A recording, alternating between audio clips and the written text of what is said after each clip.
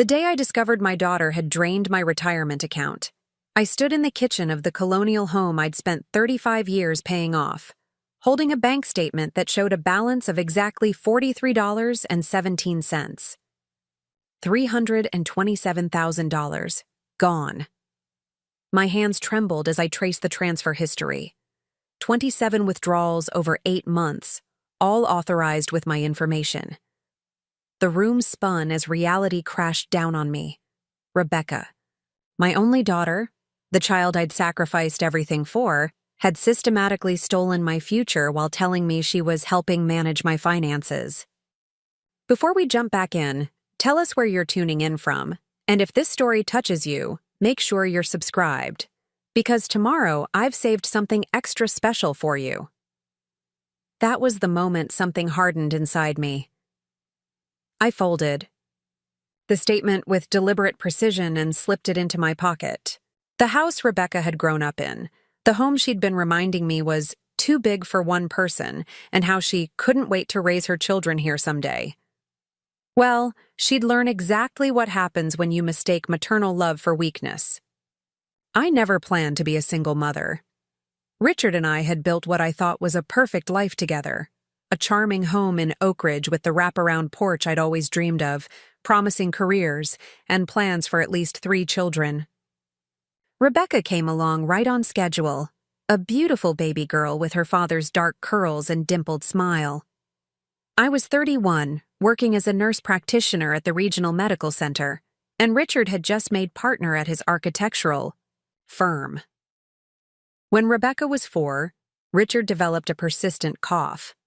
6 months later, I was a widow, watching them lower my husband's casket into frozen ground, holding our daughter's mittened hand. Lung cancer, non-smoker, 38 years old. The statistical improbability of it all seemed like some cosmic joke. The life insurance barely covered the funeral expenses and remaining medical bills. I was suddenly the sole provider for a heartbroken child and a mortgage that stretched beyond my single income. The logical choice would have been selling the house, moving somewhere less expensive, starting fresh.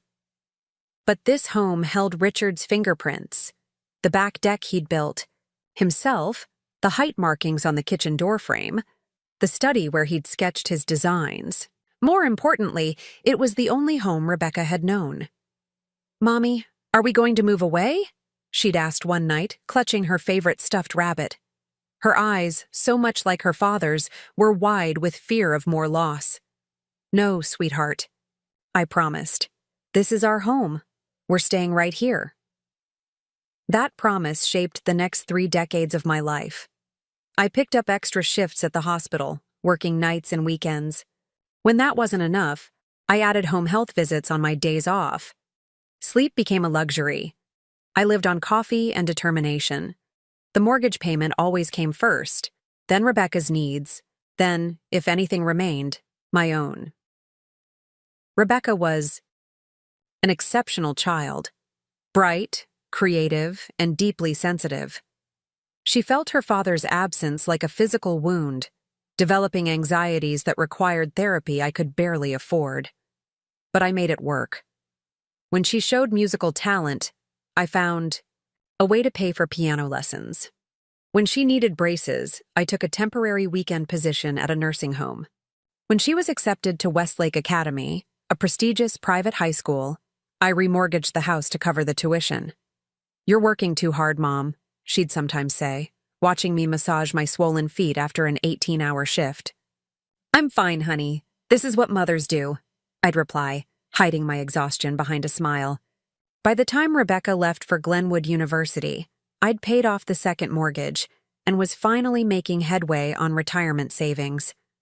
At 49, I was 2 decades behind where financial planners said I should be, but I was catching up, contributing the maximum to my 401k and adding to a separate retirement account monthly. Rebecca graduated with honors in business administration, and I felt a profound sense of accomplishment. All those sleepless nights and missed vacations had been worth it. My daughter would have the opportunities I'd sacrificed. When Rebecca announced she was engaged to Jason, a financial advisor she'd met during her senior year. I was thrilled. He came from a wealthy family, was clearly ambitious, and seemed to adore my daughter. I spent $22,000 on their wedding, draining my emergency fund but telling myself it was an investment in her happiness. The newlyweds settled in Oak Ridge, just 20 minutes from my home, and for a while, everything seemed perfect. 3 years. Later, their perfect facade began to crack. Rebecca called one evening, her voice tight with controlled tears. "Mom, I need to talk to you about something important." Over coffee at my kitchen table, she confessed that Jason's financial advisory firm was struggling. They'd overextended on their mortgage for a house in the right neighborhood. Credit. Card debt had spiraled as they tried to maintain appearances among his affluent colleagues.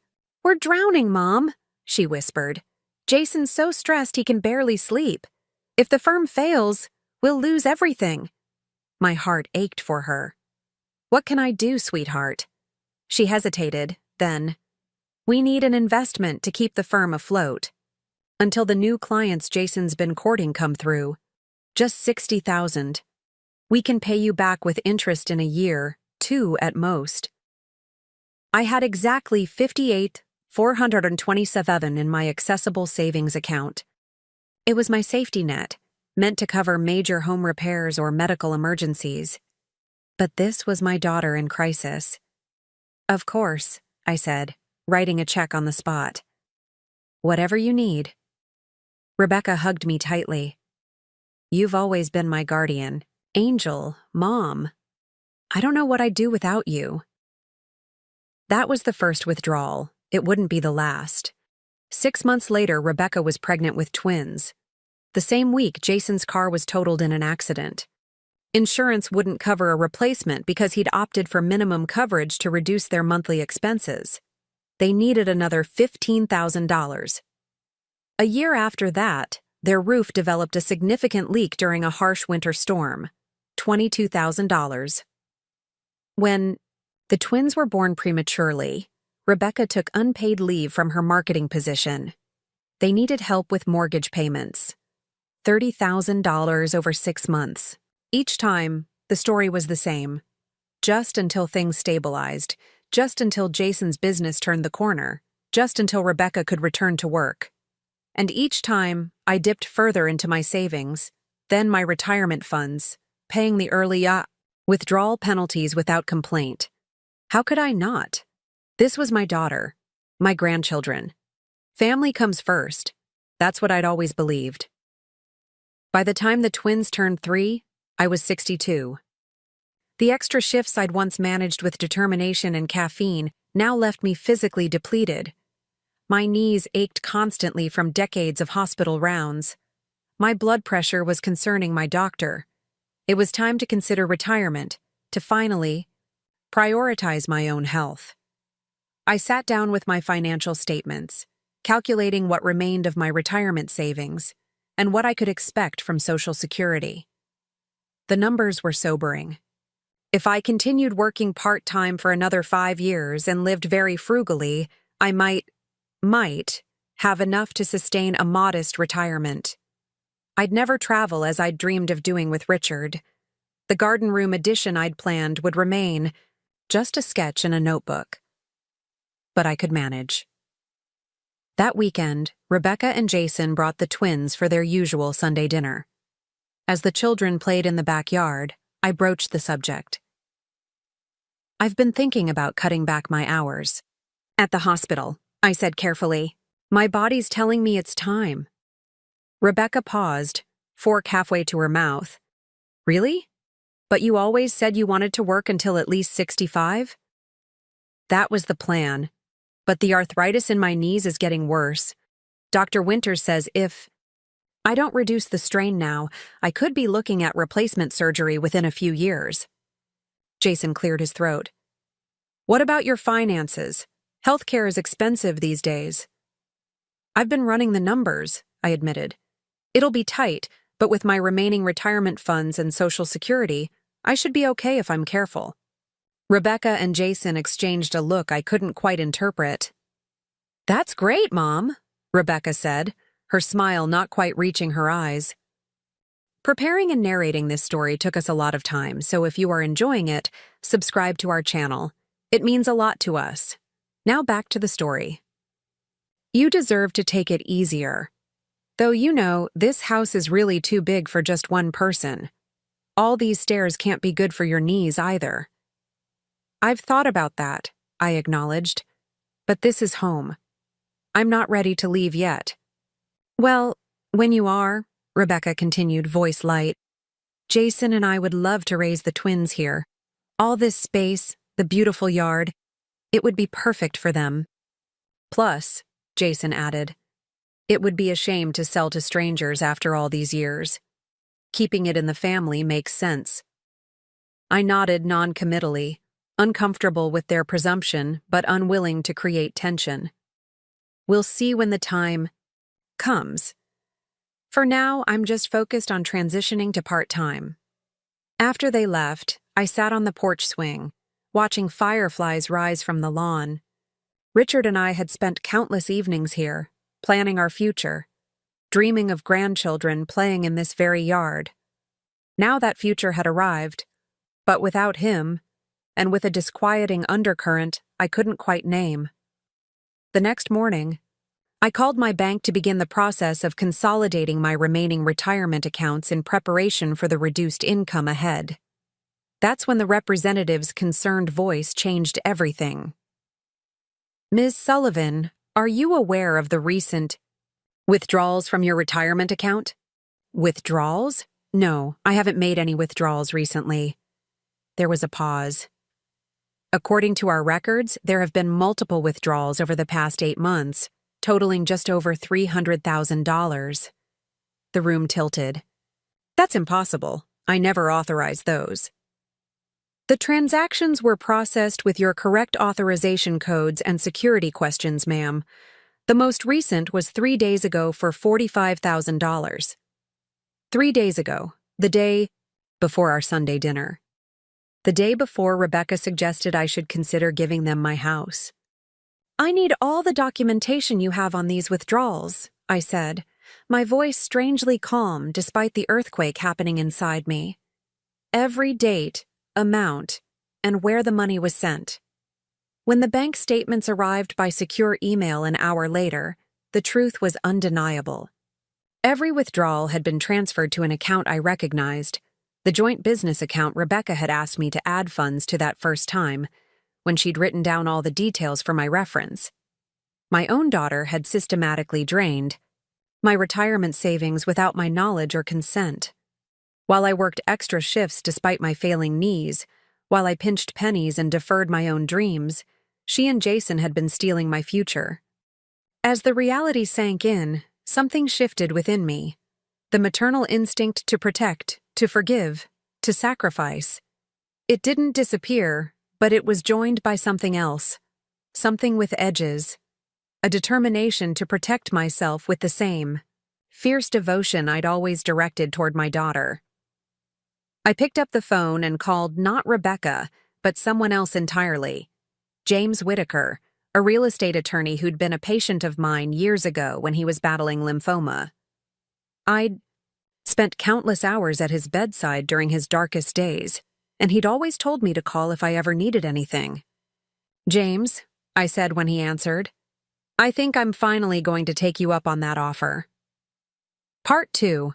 The Betrayal Unveiled. The next Sunday dinner arrived with painful predictability. Rebecca, Jason, and the twins appeared on my doorstep at precisely 4 o'clock, the children clutching crayon drawings and Jason carrying his usual bottle of mid-priced wine that I suspected was meant to impress me more than be enjoyed. I'd spent the week in a strange state of calm preparation. After my meeting with James, I'd contacted the bank's fraud department, my financial advisor, and finally, Detective Lorraine Harper at the Oak Ridge Police Department. With each conversation, I felt less like a victim and more like a woman reclaiming her power. Grandma! The twins, Sophia and Lucas, wrapped their arms around my legs. I bent to hug them, my love for these innocent children untarnished by their parents' betrayal. Something smells amazing, Jason commented, sniffing appreciatively as he stepped into the foyer. You've outdone yourself again, Eleanor. I smiled, thinly. Just an old family recipe, nothing special. Rebecca kissed my cheek. You look tired, Mom.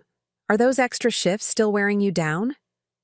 Actually, I've made some decisions about that, I replied, leading them into the dining room where the table was set with my good china, Richard's grandmother's wedding set that we only used for special occasions. Special dinner tonight? Rebecca asked, raising an eyebrow at the formal settings. You could say that. I disappeared into the kitchen to retrieve the roast before returning. I've decided to make some significant life changes. Rebecca's eyes lit up. Oh? Like what? For starters, I've decided to sell the house. The silence that followed was absolute. Even the twins seemed to sense the sudden tension, their little forks pausing midair. Sell the house? Rebecca repeated, her voice pitched higher than normal. But Mom, we've talked about this. There's no need to sell. When you're ready to downsize, Jason and I can move in, keep it in the family. That was the plan, I agreed, cutting into my roast with deliberate precision. But plans change, like retirement plans, for instance. Jason shifted uncomfortably in his chair. What do you mean? I took a sip of water, maintaining eye contact with my son-in-law. I met with my financial advisor this week. Imagine my surprise when I discovered that my retirement accounts have been nearly emptied. Over $300,000 gone in just 8 months. Rebecca's face drained of color. Mom, I can explain. I'm sure you can, Rebecca. You've always been excellent at explanations, like explaining why you needed $60,000 to save Jason's business, or why you needed help with mortgage payments on a house you couldn't afford, or why, 3 days before suggesting I give you this house, you withdrew $45,000 from my retirement account without my knowledge or permission. Jason set down his fork with a clatter. Now wait a minute, Eleanor. This is a misunderstanding. Is it a misunderstanding that you used my personal information to authorize withdrawals I never approved? Is it a misunderstanding that you've stolen my retirement while planning to take my home as well? My voice remained steady, almost conversational. Because Detective Harper at the Fraud Division doesn't think it's a misunderstanding at all. She thinks it's felony theft and identity fraud. Rebecca's composure cracked. Tears spilled down her cheeks. Mom, please. We were desperate. Jason's business had setbacks. Setbacks that apparently required my entire retirement fund to address? I shook my head. I've seen your credit. Card statements, Rebecca. The luxury vacations, the designer clothes, the country club membership. That doesn't look like desperation to me. You went through our financial records? Jason demanded, outrage replacing his earlier discomfort. No, Detective Harper did. With a warrant. I smiled thinly. It turns out that when you commit financial fraud against a senior citizen, law enforcement takes it quite seriously. Rebecca pushed back from the table, trembling. Mom, you can't be serious. You called the police on us? Your own daughter? My own daughter who stole from me? I countered. Yes, I did. We were going to pay you back, Jason interjected, desperation edging his voice. We just needed more time. The market's been volatile. Save the financial? Advisors speak for someone who hasn't seen your personal accounts. I cut him off. You had no intention of paying me back. You were waiting for me to retire, to become dependent on you, so I'd have no choice but to sign over this house. Then, you'd probably move me into some budget-assisted living facility while you raised your children in my home. Rebecca's tears turned to sobs. That's not true. We love you. Love doesn't empty bank accounts without permission, Rebecca.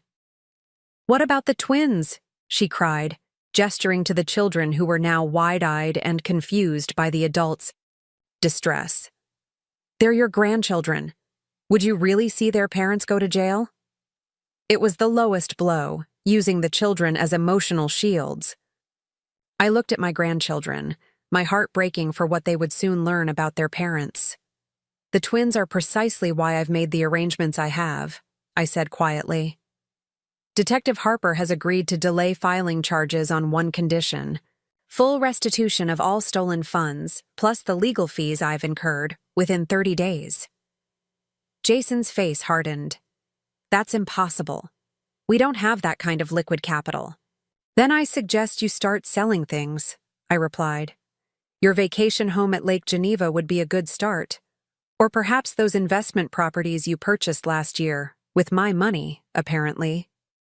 Rebecca stared at me, shock and betrayal written across her face. How did you know about those? As I said, Detective Harper has been thorough. Jason stood abruptly. This is ridiculous. You won't go through with this. She's bluffing, Rebecca. I met his gaze steadily. The house goes on the market tomorrow, Jason. I've already signed with Westside Realty. The proceeds will help fund my retirement, what's left of it, and I'll be moving to Sandpiper Shores next month. The retirement community? Rebecca looked horrified. Mom, that place is for old people who can't take care of themselves.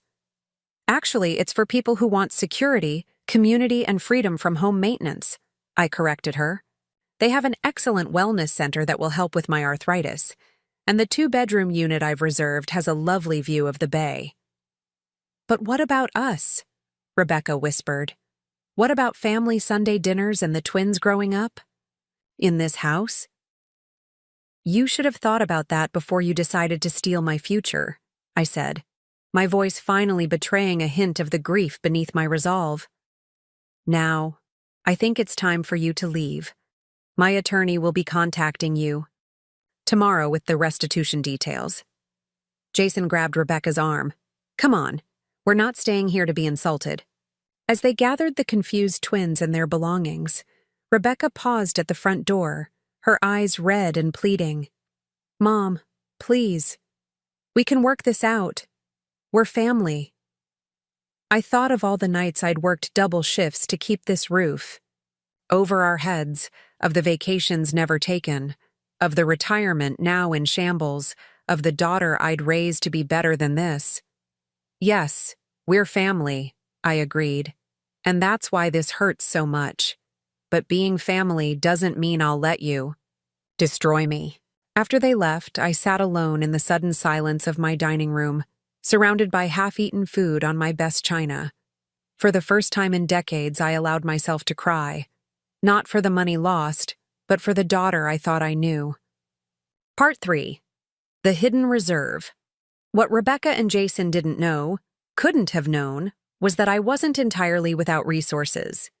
The retirement accounts they'd drained represented the bulk of my financial security. Yes, but not all of it. There was one account they hadn't discovered, one secret I'd kept even from my daughter. 3 years after Richard died, when Rebecca was 7, I received a letter from my husband's former college roommate, Michael Chen. Michael had gone on to build a successful tech company while Richard pursued architecture.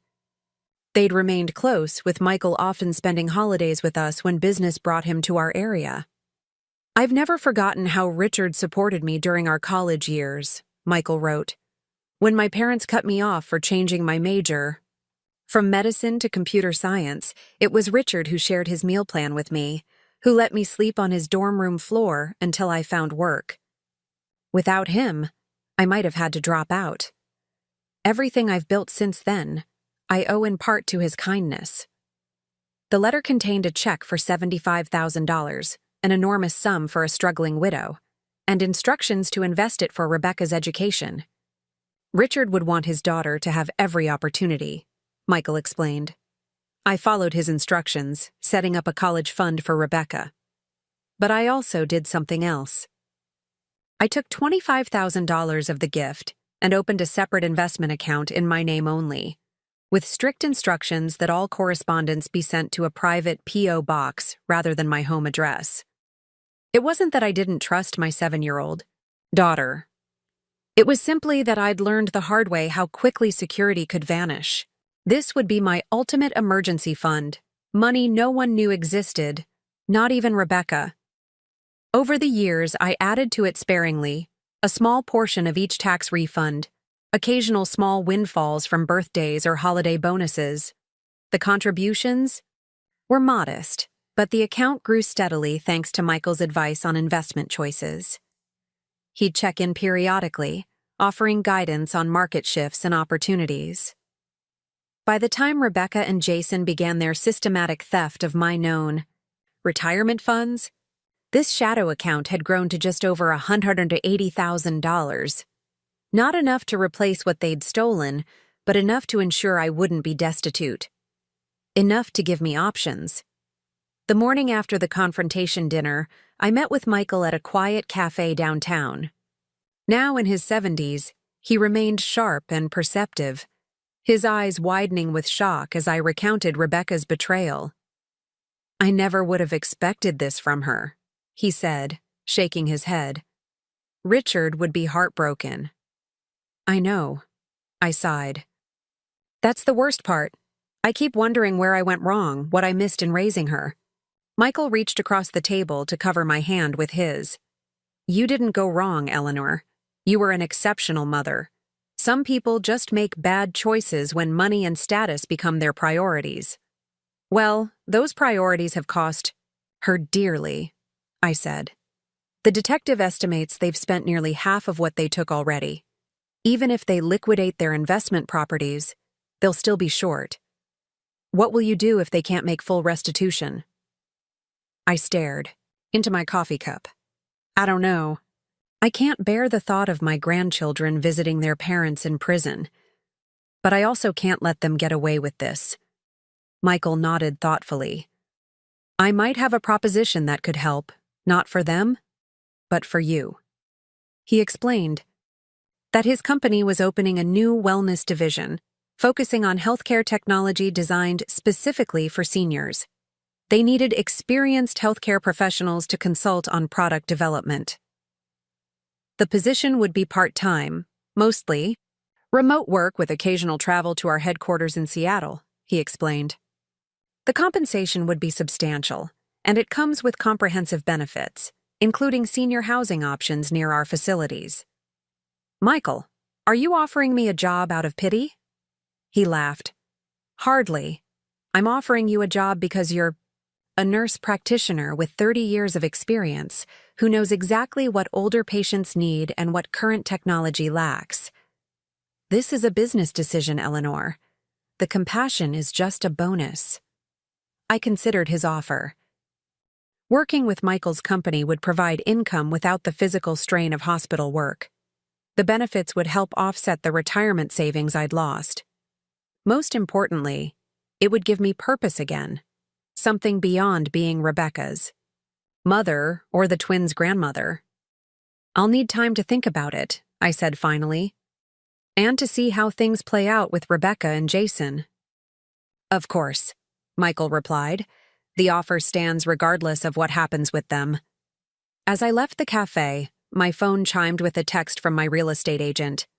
"First showing scheduled for tomorrow. 3 more interested parties requesting appointments. This could move quickly." I smiled, feeling a weight lift slightly. The house that had both sheltered and imprisoned me for 35 years might soon belong to someone else. The thought was simultaneously terrifying and liberating. That evening, Rebecca called, her voice thick with forced contrition. "Mom, we've been talking to some financial advisors. We can give you $50,000 now as a good faith payment, and then set up a repayment plan for the rest." "That's not acceptable, Rebecca." The detective was clear. "Full restitution within 30 days or charges will be filed." "That's impossible," she cried. "We'd have to sell everything." "Yes," I agreed simply. "You would. What about the twins? Would you really make your grandchildren homeless?" "Don't be dramatic, Rebecca. Selling your vacation home and investment properties won't make anyone homeless. You'll still have your primary residence."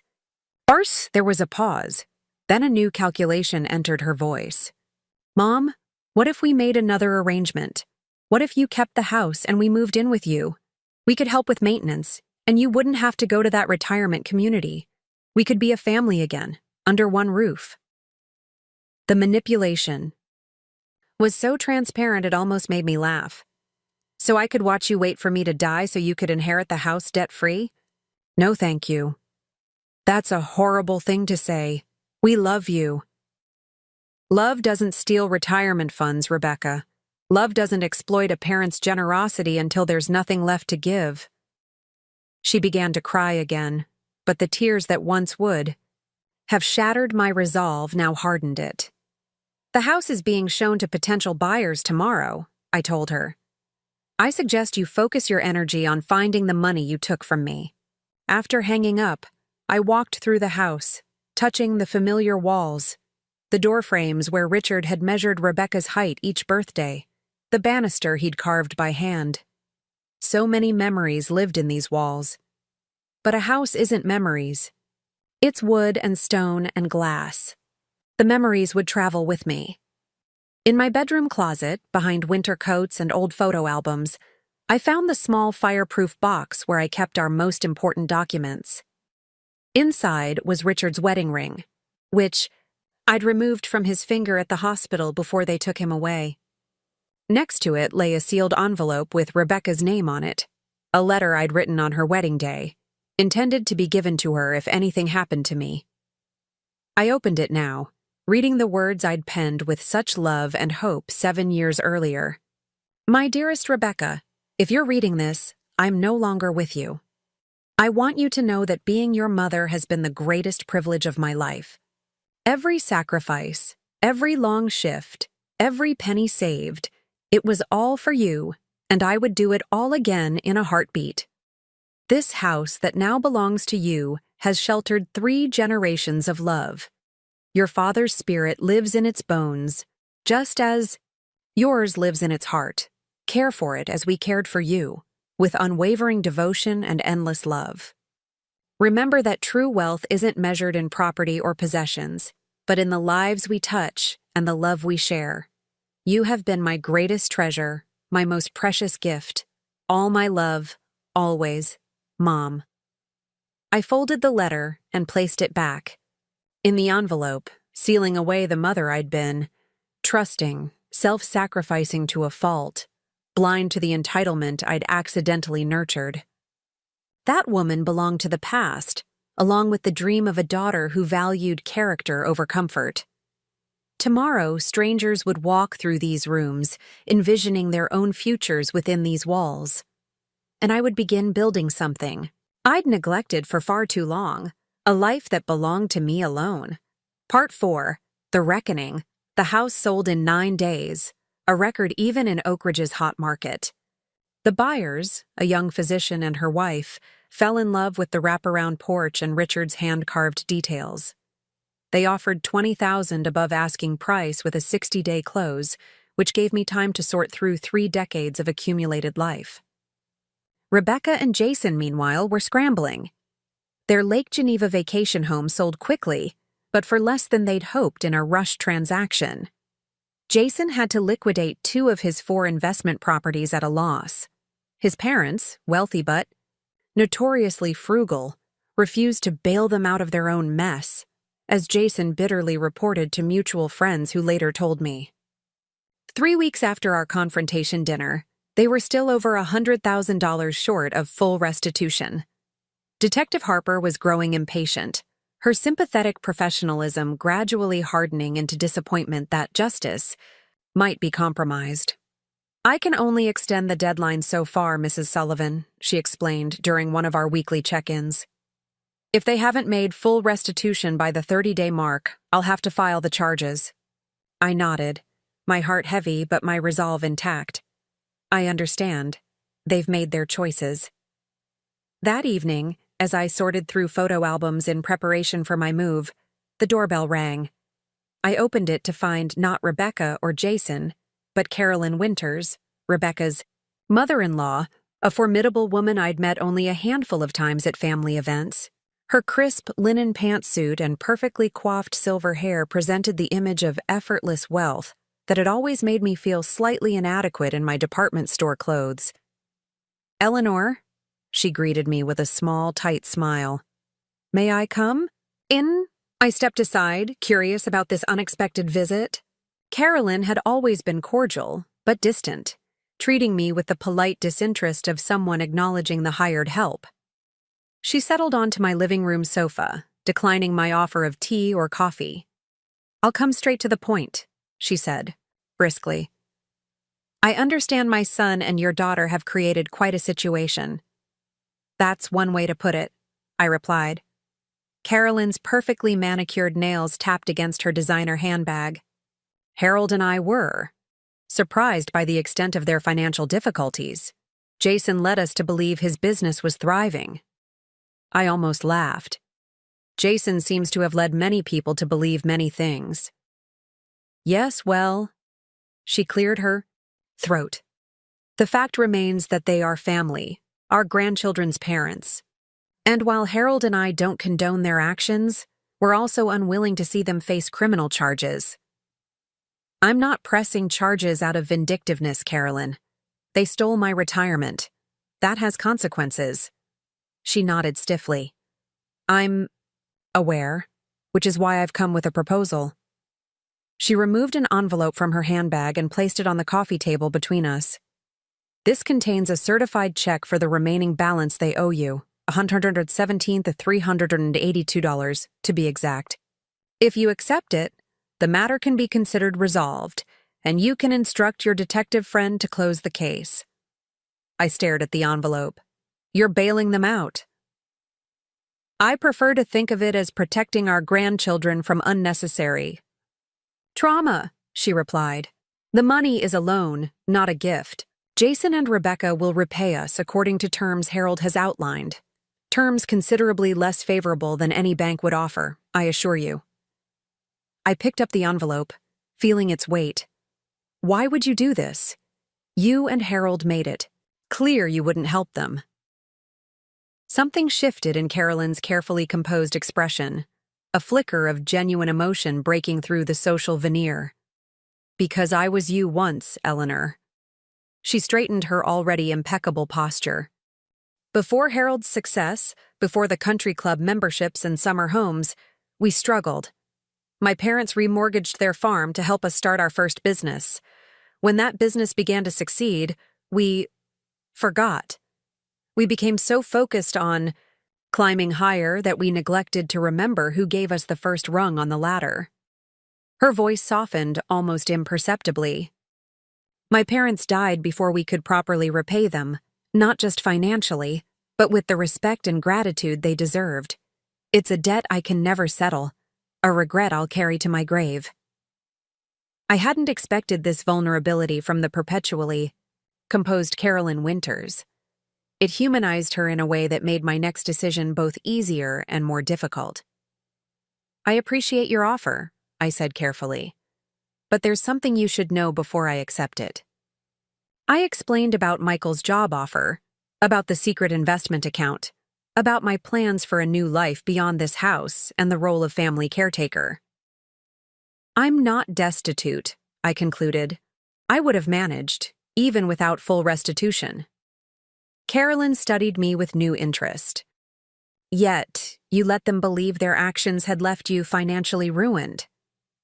"I let them face the consequences of what they thought they were doing," I corrected. "Their intent was to leave me dependent and vulnerable. The fact that they didn't entirely succeed doesn't lessen the betrayal."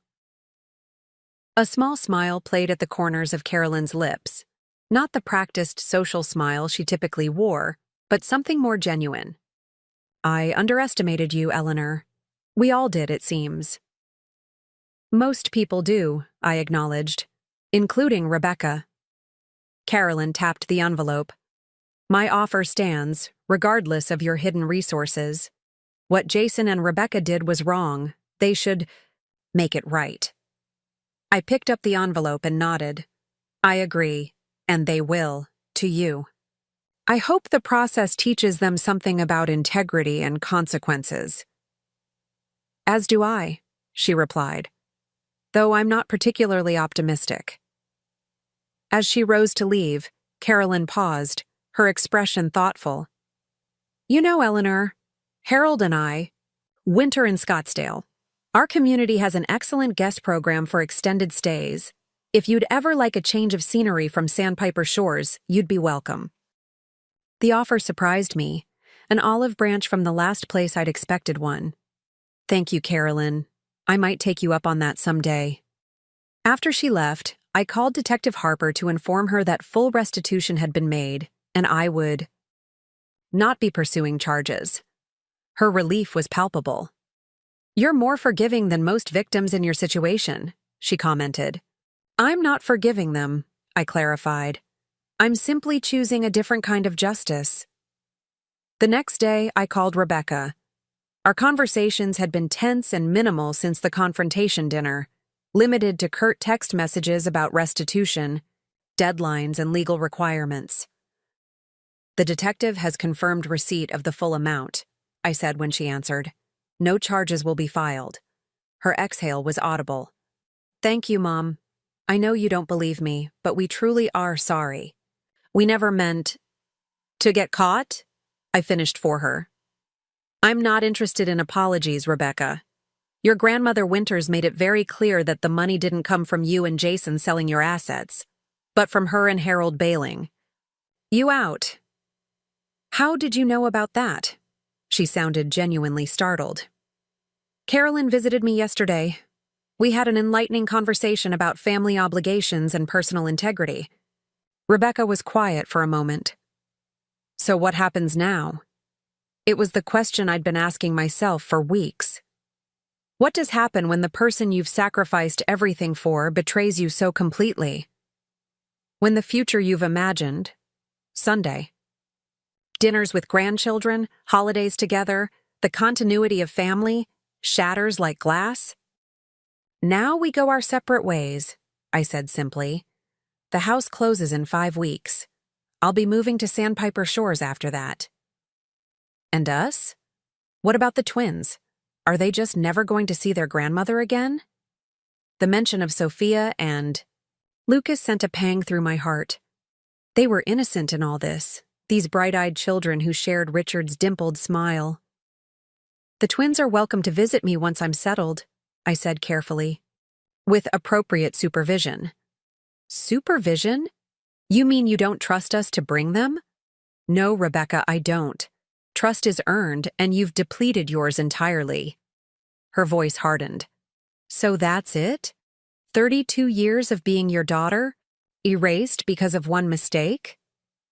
$327,000 spread across 27 unauthorized withdrawals isn't one mistake, I reminded her. It's a calculated campaign of theft against your own mother. Mom, please, she whispered, her voice breaking. We can fix this. We can go to family counseling, rebuild our relationship. Don't throw away everything we've been to each other. For a fleeting moment, I wavered. Beneath the hurt and anger, I still loved my daughter. I still remembered the little girl who'd crawl into my lap after Richard died, both of us seeking comfort in each other's warmth. Was I really prepared to sever that bond completely? Then I remembered the bank statement showing just $43 in my retirement account. I remembered how they'd planned to move me out of my own home. I remembered the calculated deception over months and years. I'm not throwing away anything, Rebecca.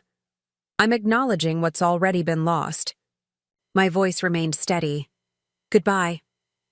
I hung up before she could respond, before her tears could weaken my resolve. Then I returned to the task of sorting through decades of accumulated life, deciding what to keep and what to release. The next 5 weeks passed in a blur of activity. I donated furniture to a women's shelter, gave Richard's architectural books to a local college program, and sorted through countless boxes of mementos. Michael helped arrange for movers and personally drove me to preview my new apartment at Sandpiper Shores.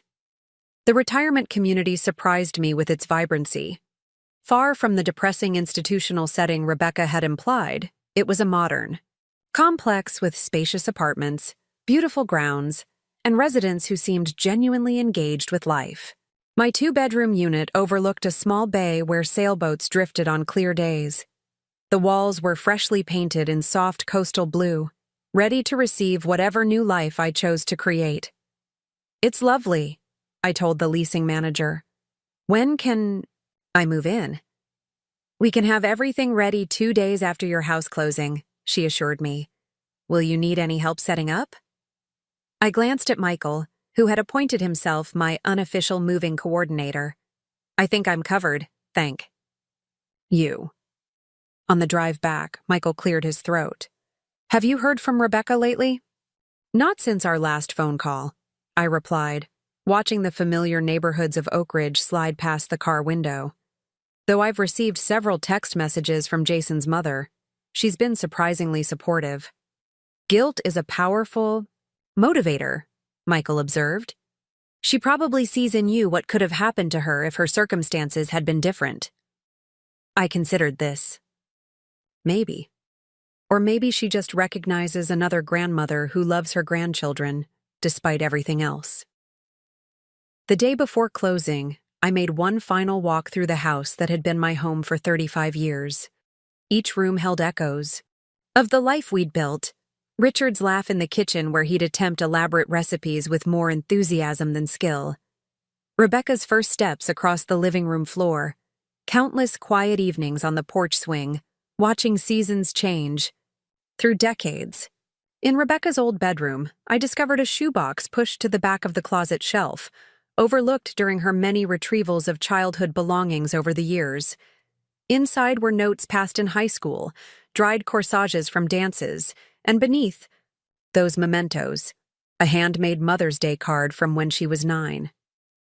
The crayon drawing showed 2 stick figures, one tall, one small, holding hands beside a house with a wraparound porch. Inside, in careful childish printing, "To the best mom ever. I promise to take care of you when you get old, just like you take care of me. Love, Rebecca." I traced the faded words with my fingertip, remembering the little girl who had made this promise with such earnest sincerity. Where had that child gone? At what point had gratitude transformed into entitlement, love into calculation? Perhaps the seeds had been planted in my own excessive sacrifices, in the unspoken message that my needs always came last. Perhaps in trying to give Rebecca everything, I'd failed to teach her the value of anything. I placed the card back in the box and returned it to the shelf. Let the new owners find it someday, this artifact of broken promises. I had carried enough weighty memories already. The house closing was straightforward. I signed the documents, accepted the cashier's check that represented the equity I'd built over 3 decades, and handed over the keys to the excited young couple who would create their own history within those walls. "We'll take good care of it," the physician promised, clearly noting my emotional struggle to maintain composure. "I hope you'll be as happy there as we were," I replied, meaning it despite everything. The house deserved joy within its walls again. 2 days later, I moved into Sandpiper Shores. The transition was both easier and harder than I'd anticipated. Physically, the downsizing was liberating. Less space meant less maintenance, less cleaning, less responsibility.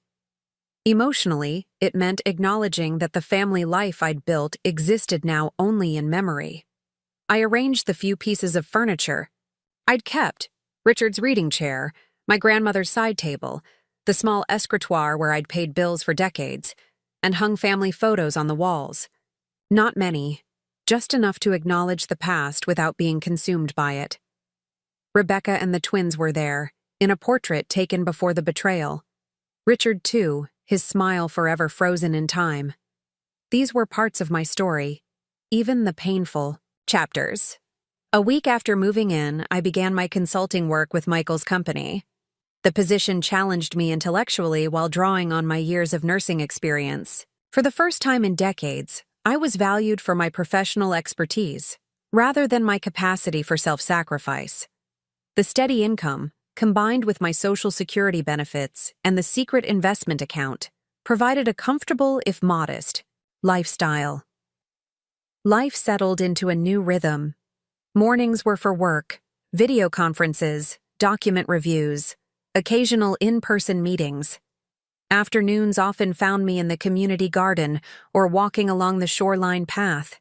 Evenings brought dinner, with new friends in the communal dining room or quiet meals on my small balcony, watching the sunset paint the bay in watercolor hues.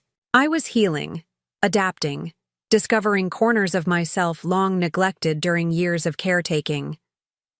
Yet beneath the surface tranquility, a persistent undercurrent of grief remained, not just for the money stolen, but for the daughter I'd lost, the grandchildren now distant, the future I'd envisioned that would never come to pass.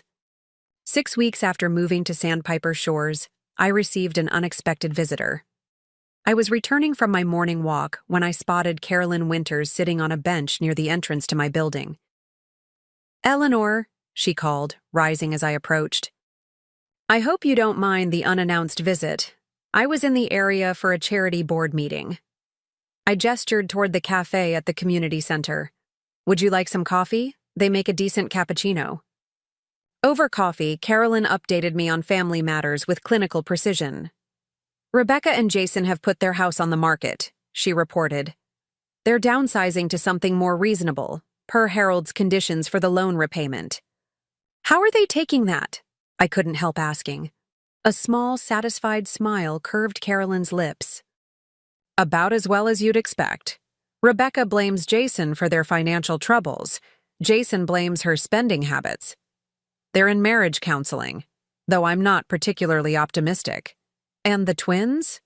Her expression softened. "The twins are resilient, as children often are. They've been spending more time with us recently."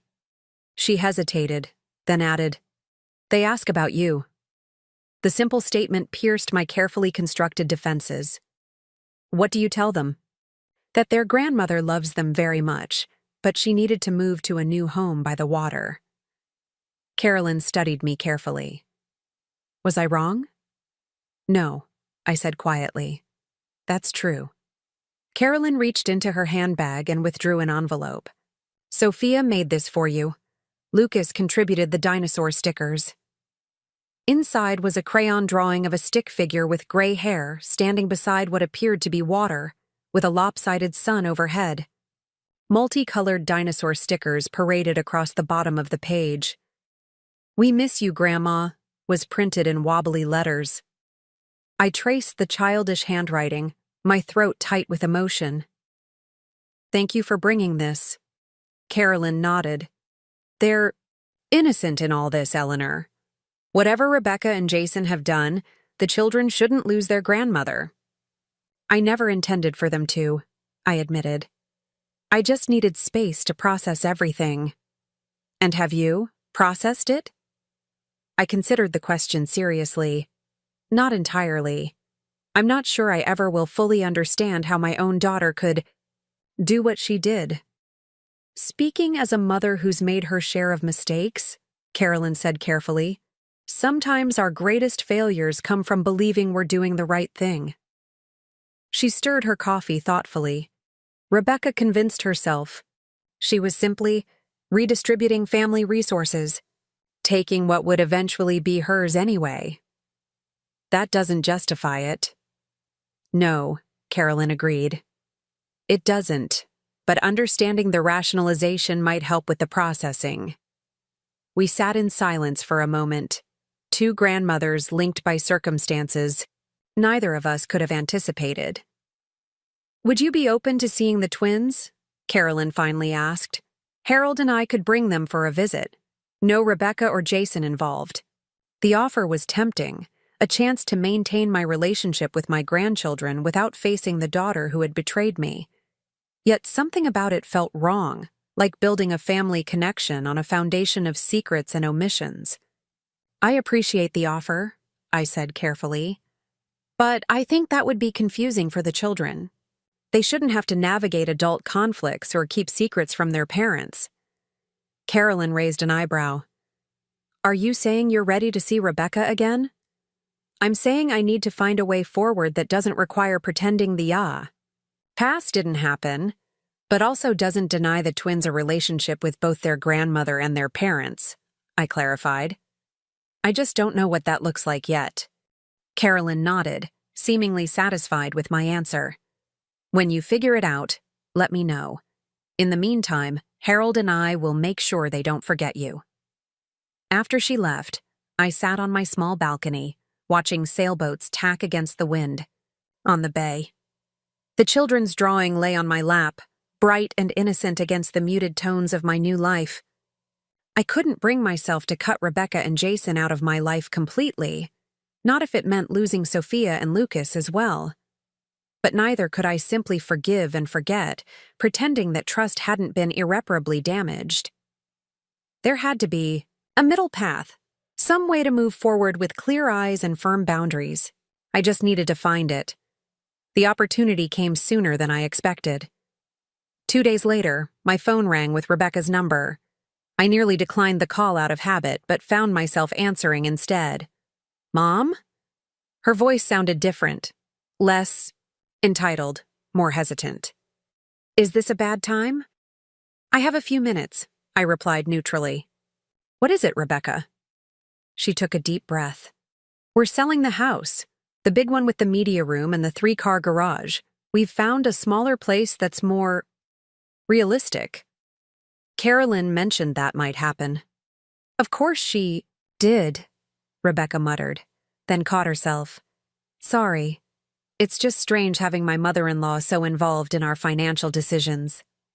Perhaps if you hadn't stolen from your actual mother, you wouldn't need your mother-in-law's intervention," I observed mildly. There was a pause, then, "I deserved that." Another breath. "Mom, I know you don't want to hear apologies, but I am sorry. Truly sorry. Not just for getting caught, but for what we did. For betraying your trust. For treating you like a resource instead of a person." It was the first acknowledgement that approached genuine remorse. Not perfect, not complete, but a starting point. "Thank you for saying that," I said carefully. "It doesn't change what happened, but I appreciate the recognition." "The twins miss you," she continued. "They keep asking when they can see Grandma. Eleanor again." "I miss them too," I admitted. Silence stretched between us, decades of love and hurt suspended in the balance. "Would you consider," Rebecca began, then faltered, "would it be possible for us to bring them to visit you? Just a short visit, completely on your terms." I considered the request. Was I ready to face Rebecca and Jason in person? To set aside the anger that still flared whenever I thought of what they'd done? Perhaps not entirely, but I was ready to begin finding that middle path. "Yes," I said finally, "but with conditions. We meet in a neutral location, not my apartment and not your home. A park or restaurant, somewhere public." "Of course," Rebecca agreed quickly. "Whatever you're comfortable with." "And I want to be clear about something," I continued. "This is for the twins. I'm not ready to resume a normal mother-daughter relationship with you, Rebecca. That might never be possible again." Her sharp intake of breath told me the words had hit their mark. "I understand," she said quietly. "But I hope someday that might change." "That depends entirely on your actions going forward," I replied. "Not your words or promises." We arranged to meet the following Saturday at a waterfront, park near Sandpiper Shores. After hanging up, I felt a complex mixture of emotions, apprehension, residual anger, but also a cautious sense of possibility. Not for restoration of what was lost, but for the creation of something new, something with clearer boundaries and more honest expectations. On Saturday morning, I arrived at the park early, choosing a picnic table with a good view of both the playground and the small marina beyond. The day was perfect. Clear blue skies, gentle breeze, the kind of autumn warmth that feels like summer's parting gift. I spotted them before they saw me. Rebecca pushing Lucas on the swing, Jason lifting Sophia onto a climbing structure. The twins had grown even in the short months since I'd last seen them. Lucas's dark curls now fell across his forehead in a way that painfully recalled Richard. Sophia's determined expression as she tackled the climbing wall was pure Rebecca, at that age. When Sophia noticed me, her delighted scream caught everyone's attention. "Grandma Eleanor!" She scrambled down from the climbing structure and raced toward me, Lucas quickly abandoning his swing to follow. They collided with me in a tangle of small arms and breathless excitement, nearly knocking me off the bench. "We missed you so much," Sophia declared. "Did you get our pictures? Grandma Winter said she would give them to you." "I did, sweetheart. They're hanging on my refrigerator." Lucas tugged at my sleeve. "Do you live in a castle by the ocean now?" Mommy said.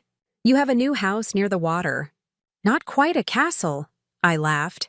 "But yes, I live near the water now. I can watch the sailboats from my window." Rebecca and Jason approached more slowly, uncertainty visible in their posture. Jason carried a picnic basket, his knuckles white, around the handle. Rebecca's smile was tentative, her eyes scanning my face for clues about how to proceed. "Hello, Mom," she said softly. "You look well." "Thank you. The sea air agrees with me." I gestured to the picnic table. "Shall we sit?" The next 2 hours unfolded with awkward courtesy overlaying deeper tensions. Jason and Rebecca were scrupulously polite, careful to avoid any topic that might cause friction. I responded in kind, focusing my attention primarily on the twins, who were blissfully unaware of the emotional undercurrents swirling around the adults. We ate the lunch they'd brought, gourmet sandwiches that suggested they were still trying to maintain appearances despite their financial setbacks. The twins chattered about school, friends, the new puppy Grandma and Grandpa Winters had promised them when we moved to our new house. As they finished eating, Jason suggested taking the twins to feed the ducks at the nearby pond. "Give you two some time to talk," he said, studiously avoiding my gaze. The twins eagerly agreed, and soon Rebecca and I were alone at the picnic table. For a long moment, neither of us spoke. Rebecca traced patterns on the wooden table with her fingertip, her wedding ring catching the sunlight. I noticed it was different, smaller, simpler than the ostentatious diamond she'd worn before. "We had to sell my original engagement ring," she said, following my gaze. "Part of the adjustments we're making." "I see." She looked up, her eyes meeting mine directly for the first time. "No, I don't think you do see, Mom. Everything's different now. We're different." 3 months is a very short time for meaningful change, Rebecca. "I know that," she acknowledged, "but it's a start. Jason's left the financial advisory business. He's working for his father now, learning the family business from the ground up. No client funds to manage, no temptation. And you? I've gone back to work full-time. Marketing coordinator for a local nonprofit. The pay is less than my old corporate position, but the hours are more family-friendly." She hesitated. "We've also both started therapy, separately and together." I raised an eyebrow. "Voluntary therapy?" A wry smile crossed her face. "Not entirely. It's one of Harold and Carolyn's conditions for the loan, but it's been illuminating." "In what way?" Rebecca looked out toward the playground, where Jason was helping the twins toss bread to a gathering of ducks. "I've been confronting some uncomfortable truths about myself, about the entitlement I've carried, the expectations I've had." She turned back to me. "About how I've treated you." I waited, not offering absolution, not yet. "My therapist asked me a question that I can't stop thinking about," she continued. "She asked when I stopped seeing you as a person with your own needs and dreams and started seeing you only in relation to what you could do for me." Rebecca's voice caught. "The terrible thing is, I couldn't answer. I couldn't pinpoint when it happened because I'm not sure I ever saw you any other way." The admission struck me with its raw honesty. "At least you recognize it now," I said quietly. Rebecca nodded. I do. And I'm trying to change, not just for you or the twins, but for myself. I don't want to be the person who could do what I did. From anyone else, these words might have sounded like practiced therapy speak, designed to elicit sympathy without true accountability. But I knew my daughter. For all her flaws, direct dishonesty had never been among them. Her betrayal had been one of entitlement and rationalization, not calculated deception.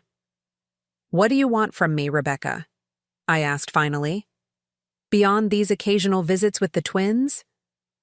She considered the question seriously. I want a chance to earn back your trust. Not all at once, not without conditions or boundaries, just a chance to show you that I can change, that we can have a different kind of relationship. She twisted her new, simpler wedding band. I don't expect forgiveness. I just want the opportunity to try to deserve it someday. It was perhaps the most mature thing I'd ever heard my daughter say, an acknowledgement of consequences without demands for immediate reconciliation.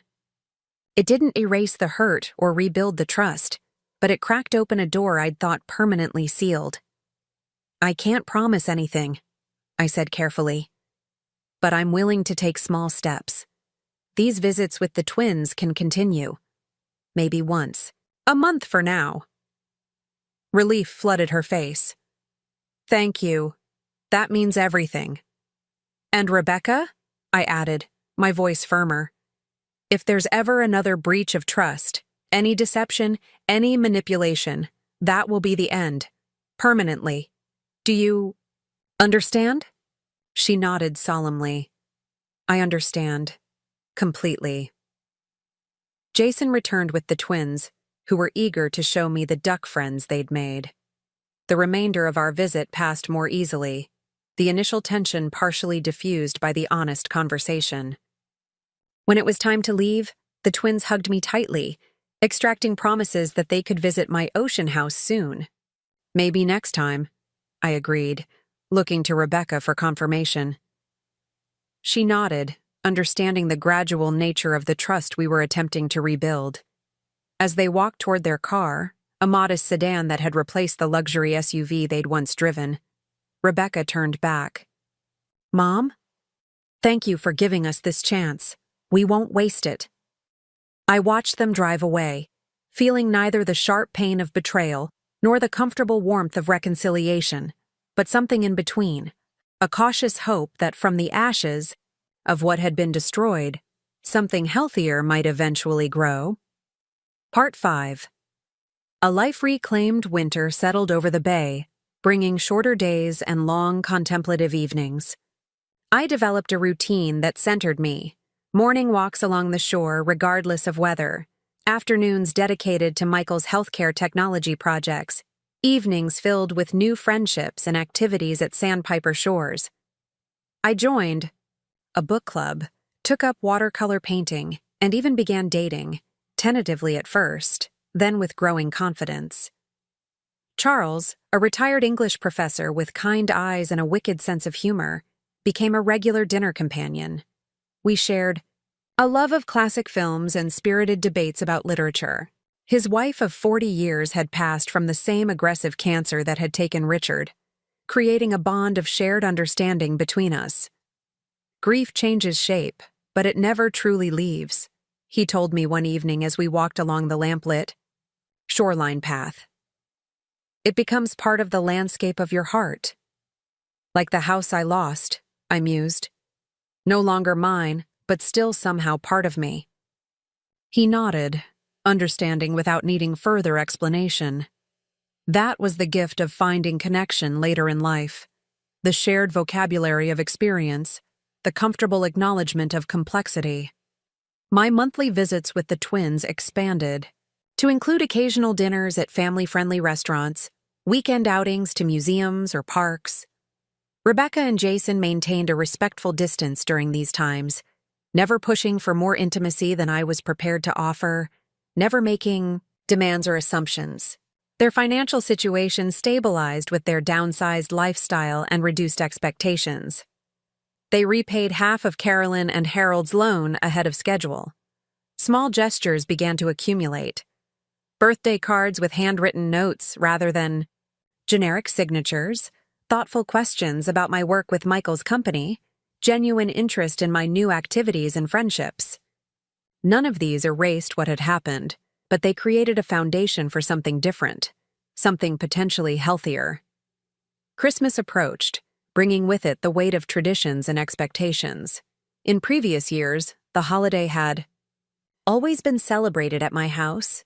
The formal dining room set with Richard's grandmother's china, the living room dominated by a perfectly decorated tree, stockings hung from the mantel for each family member. This year would necessarily be different. My apartment at Sandpiper Shores, though comfortable, couldn't accommodate elaborate celebrations. More significantly, the emotional landscape had shifted too dramatically for simple continuity of traditions. A week before Christmas, Carolyn called me. "Harold and I are hosting Christmas dinner this year," she announced without preamble. "We'd like you to join us." The invitation surprised me. "That's very kind, but are you sure? Won't it be awkward?" "Undoubtedly," she replied dryly. "But the twins should have all their grandparents together for Christmas. And frankly, Eleanor, I've grown rather fond of you over these past months. You've handled an impossible situation with remarkable grace." I smiled at her characteristic blend of practicality and unexpected warmth. "In that case, I'd be honored. What can I bring?" "Just yourself. And perhaps that professor friend Charles that Rebecca mentioned you've been seeing. The more the merrier, as they say." Charles agreed to accompany me, equally amused and intrigued by the complex family dynamics he'd be witnessing. "It's like a holiday production of a modern Greek tragedy," he joked, "with slightly less bloodshed, one hopes." On Christmas Day, we arrived at the Winters' impressive colonial home bearing token gifts, books for the twins, wine for our hosts. Harold greeted us warmly, Carolyn with her characteristic blend of formality and genuine welcome. The twins launched themselves at me with their usual enthusiasm, eager to show me the gifts Santa had brought. Rebecca and Jason appeared from the kitchen, their initial awkwardness giving way to genuine if careful warmth. Rebecca had cut her hair, the shorter style making her look both younger and somehow more mature. Jason seemed humbler, the slick confidence of the financial advisor replaced by a quieter demeanor. "Merry Christmas, Mom," Rebecca said, briefly embracing me. "I'm so glad you could come." Dinner was a masterpiece of Carolyn's organizational skills. The table set with elegant simplicity, the conversation guided away from potential landmines. Charles proved an unexpected asset, his academic background providing neutral topics and his gentle humor diffusing moments of tension. After dinner, as the twins played with their new toys and the adults settled in the living room with coffee, Harold raised his glass. "To family," he said simply, "in all its complicated glory." We drank to that, each of us understanding the layers of meaning behind his toast. Later, as Charles and I prepared to leave, Rebecca approached me privately. "Mom, I wanted to give you this," she said, handing me a small wrapped package. "Not with everyone watching." Inside was a delicate silver locket on a chain. When opened, it revealed a photograph of Richard on one side and the twins on the other. "It's beautiful," I said, genuinely touched. "There's something else," Rebecca added, handing me an envelope. "This is the first installment." I opened the envelope to find a check for $5,000 made out to me. "What is this?" "Jason and I have been setting aside money each month," she explained. "We know we can never fully repay what we took, not just the money, but the trust. But we want to try, at least with the financial part." "Rebecca, you don't need to." "Yes, I do," she interrupted gently. "Not because you need it now, but because I need to do it. For myself, for my own integrity." She looked at me steadily. "It might take years, but I will repay every cent. it's not about buying forgiveness. It's about taking responsibility. I studied my daughter's face, seeing in it a maturity that had been absent before. The entitlement that had once colored her expressions had given way to something more grounded, more authentic. "I'll accept this," I said finally, "but not for myself." I reached into my purse and withdrew a folder. "I've been working on something I'd like to show you." Inside was information about a scholarship fund I'd established with part of the proceeds from selling my house. "The Richard Sullivan Memorial Scholarship," I explained, "for nursing students who are single parents or caretakers, people who are trying to build careers while supporting others." Rebecca's eyes filled with tears as she read the details. "Dad would have loved this." "I think so too." I placed the check back in her hand. "Your repayments can go directly into the scholarship fund. That feels right to me." She nodded, understanding the symbolism of the gesture, transformation of debt into opportunity, of betrayal into legacy. As Charles and I drove back to Sandpiper Shores that night, the Christmas lights of passing homes reflecting in the car windows, he asked, "How do you feel about today?" I considered the question carefully. Grateful, I decided. Not because everything's fixed, it isn't, and some things never will be. But grateful that something meaningful could grow from such painful soil. He reached over to squeeze my hand. "That's the best kind of gratitude, the clear-eyed kind that doesn't require perfection." Back in my apartment, I placed the silver locket on my bedside table and stood for a moment at the window, looking out at the dark bay where a few boats still displayed their holiday lights. The reflection in the glass showed a woman I was still getting to know, no longer defined primarily as mother or widow or caretaker, but as herself. A woman who had learned, painfully but definitively, that setting boundaries wasn't selfish but essential. The path forward wouldn't be simple. Trust, once fractured, never mends without visible seams. My relationship with Rebecca would always bear the scars of her betrayal, always require more vigilance and clearer boundaries than most mother-daughter connections. But as I turned from the window and surveyed my new home, smaller than the house I'd lost but truly mine in a way that other space had never been, I felt a profound sense of peace. The retirement I was building wasn't the one I'd planned, but it was rich with possibility, independence, and hard-won wisdom. When my daughter used my retirement savings, she thought she was taking my future. Instead, she inadvertently forced me to create a new one centered on my own needs and dreams rather than others' expectations. The house she thought she'd inherit had been replaced by something far more valuable. A mother who finally understood that taking care of herself wasn't selfish but necessary, who had learned that love without boundaries isn't love at all, but exploitation. That night, I slept deeply and dreamlessly, untroubled by regret or uncertainty. Tomorrow would bring its own challenges and joys, its own opportunities for growth and connection. But for now, this moment, I was exactly where I needed to be. No longer sacrificing my present for others' futures, but fully inhabiting my own life at last. Spring arrived at Sandpiper Shores with a riot of color. Azaleas blooming along the walking paths, sailboats returning to the bay in greater numbers, residents emerging from winter hibernation to enjoy the lengthening days. My first year of reinvention was coming full circle. The Richard Sullivan Memorial Scholarship had selected its first recipient, Maria Delgado, a 32-year-old single mother of two who was pursuing her nursing degree while working nights at a local hospital. When I met her at the small award ceremony, her determined eyes and capable hands reminded me of myself 3 decades earlier. "This scholarship means I can reduce my hours at the hospital," she told me, her voice thick with emotion. "I can actually see my kids awake sometimes." I squeezed her hand. "Richard would have been proud to support you. He always believed in giving people the chance to build something better." As Maria and her children chatted with the other attendees, Carolyn Winters appeared at my elbow, elegant as always in a tailored spring suit. "That was nicely done," she commented, nodding toward Maria. "Practical help that preserves dignity." "Thank you," I replied. Rebecca's latest contribution covered the second semester of Maria's tuition.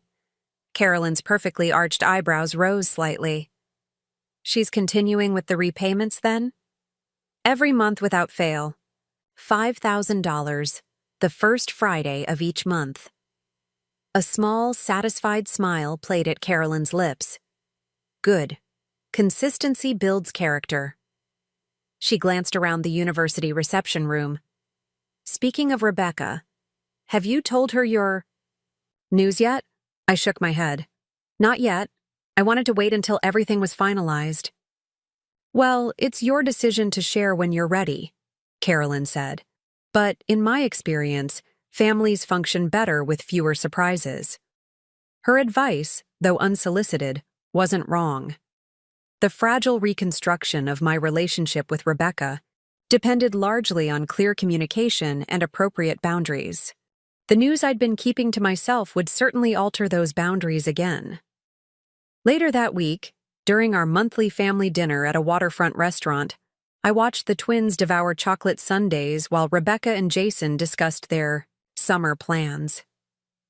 "We thought about renting a beach cottage for a week in July," Rebecca said. "Something simple on the North Shore. The twins are finally old enough to really enjoy building sandcastles and swimming." "That sounds lovely," I replied. "Charles and I might be away in July as well." Rebecca looked up with interest. "Oh? Where are you two going?" I set down my coffee cup carefully. "Actually, that's something I wanted to discuss with you. Charles has asked me to marry him." Silence fell over the table. The twins, oblivious to the significance of my announcement, continued demolishing their ice cream. Rebecca's spoon hovered halfway to her mouth, her expression shifting rapidly between surprise, confusion, and something harder to define. "Marry him?" she repeated. "But you've only been dating for, what, 6 months?" "7, I corrected gently. "And at my age, lengthy courtships seem rather unnecessary. We know what we want." Jason recovered first, offering a smile that seemed genuinely warm. "Congratulations, Eleanor. Charles is a good man." Rebecca set down her spoon. "Mom, this is sudden. Are you sure? I mean, what do you really know about him? About his finances? His health?" I caught the flicker of discomfort that crossed Jason's face at the mention of finances. "I know enough," I said simply. "We've both been transparent about our situations. Charles has a solid pension from the university, reasonable investments, and adult children who are self-sufficient. I have my own resources. We'll maintain separate finances but share living expenses." "Where will you live?" Rebecca pressed. "Your apartment is too small for 2 people. Will you move in with him? Or are you planning to buy another house together?" The subtle emphasis on another house wasn't lost on me. "We're still working out those details," I replied. "But most likely we'll look for a larger apartment within Sandpiper Shores. It's a community we both enjoy." Rebecca pushed her dessert away, suddenly no longer interested in it. "This just seems so fast. Dad's only been gone for, 12 years? And now you're replacing him with someone you barely know?" The unfairness of her comment stung. 12 years is hardly rushing into a new relationship, Rebecca. And Charles isn't replacing your father. No one could. He's simply a man I've grown to care for deeply, who brings joy and companionship to my life now. "And what happens if it doesn't work out?" she continued, her voice rising slightly. "What if you get married and then discover he's not who you thought he was? You could lose everything all over again." Jason placed a hand on her arm. "Beck, maybe this isn't the best place to have this conversation. The kids." But Rebecca shook off his touch. "I'm just concerned, that's all. Mom's vulnerable. She's still recovering from everything that happened." Making major life decisions in that state isn't always wise. I felt a flare of indignation at her characterization. Vulnerable? Rebecca, I'm 64 years old, not 16. I've managed to rebuild my life quite successfully after everything that happened, as you put it. That's not what I meant, she backtracked. It's just, marriage is a huge step. Have you considered alternatives like just living together? Testing the waters before making it legal? Lucas looked up from his ice cream, suddenly interested in the adult conversation. Are you getting married, Grandma? Will you wear a princess dress? The innocent question diffused some of the tension. I smiled at my grandson. Yes, sweetheart, I am getting married. But I think I'm a little old for a princess dress. Maybe something simpler. Sophia joined in. Can we be flower girls? Please. Please, please. Of course you can, I assured her, then turned back to Rebecca. I appreciate your concern, misplaced though it is, but this isn't a decision I've made lightly. Charles and I have discussed everything from healthcare directives to funeral preferences. We're going into this with open eyes. Rebecca's expression remained troubled. I just don't want to see you hurt again. You deserve happiness, Mom. You've been through enough. There was genuine care behind her words, but also something else. A subtle resistance to change, perhaps, or a lingering sense of entitlement about how my life should proceed. Thank you for your concern, I said gently but firmly. But my happiness is my responsibility, just as yours is your responsibility. I've decided to marry Charles because he brings joy, companionship, and intellectual stimulation to my life. That's reason enough. After dinner, as Jason took the twins to the car, Rebecca lingered behind. Mom, I'm sorry if I overreacted. It was just unexpected. I know, I acknowledged. Change can be difficult to process, especially when it involves people we care about. She twisted her hands together, a nervous habit from childhood. It's not that I don't want you to be happy. I do. It's just, everything's been changing so fast. The house, your move, our situation, and now this. Sometimes it feels like I'm losing all my reference points. The vulnerability in her admission touched me. I understand that. But change is inevitable. Rebecca, fighting it only makes the transition more painful. I know, she sighed, and I am trying. It's just hard sometimes to accept that the future isn't going to look like what I expected. That's something we both have had to learn, I observed. But different doesn't necessarily mean worse. She nodded, then impulsively hugged me. A real embrace, not the careful, measured contact we'd maintained since the reconciliation began. Congratulations, Mom. I really do want you to be happy. Thank you, sweetheart, I replied, returning the hug briefly before stepping back. That means a lot to me. As I watched them drive away, Charles appeared beside me, having discreetly given us space for our conversation. How did it go? He asked. About as well as could be expected, I replied. Initial shock, some resistance, then grudging acceptance. The typical stages of parental reinvention as witnessed by adult children. He laughed, slipping his arm around my waist. Yes. I remember my daughter's face when I mentioned buying a motorcycle at 67. You'd have thought I'd announced plans to take up cliff diving without equipment. Did you get the motorcycle? I did. Sold it 2 years later when my arthritis made it uncomfortable. But those were 2 glorious years of inappropriately youthful adventure. I smiled, grateful, for his understanding of the complex parent-child dynamics at play. Rebecca will adjust. She just needs time. And in the meantime, he said, we have a wedding to plan. Something simple, I hope. The simplest, I agreed. Just close family and friends, here at Sandpiper Shores. No fuss, no elaborate preparations. Just us, making our commitment official. We walked back to my apartment, discussing potential dates and minor details. The evening air was sweet with jasmine, the bay glittering with reflected lights from boats and shoreline buildings. I felt a profound sense of rightness, of life unfolding according to its own organic wisdom rather than external expectations. 2 weeks later, I received an unexpected delivery at my apartment. A large flat package wrapped in brown paper and tied with string. The return address simply read, Sullivan Family Archives, with no further details. I opened it carefully to find a leather-bound photo album I hadn't seen in years. It had been stored in the attic of my old house, tucked away with holiday decorations and outgrown children's clothes. Forgotten treasures I hadn't had space to bring to Sandpiper Shores. Inside the front cover was a note in Rebecca's handwriting.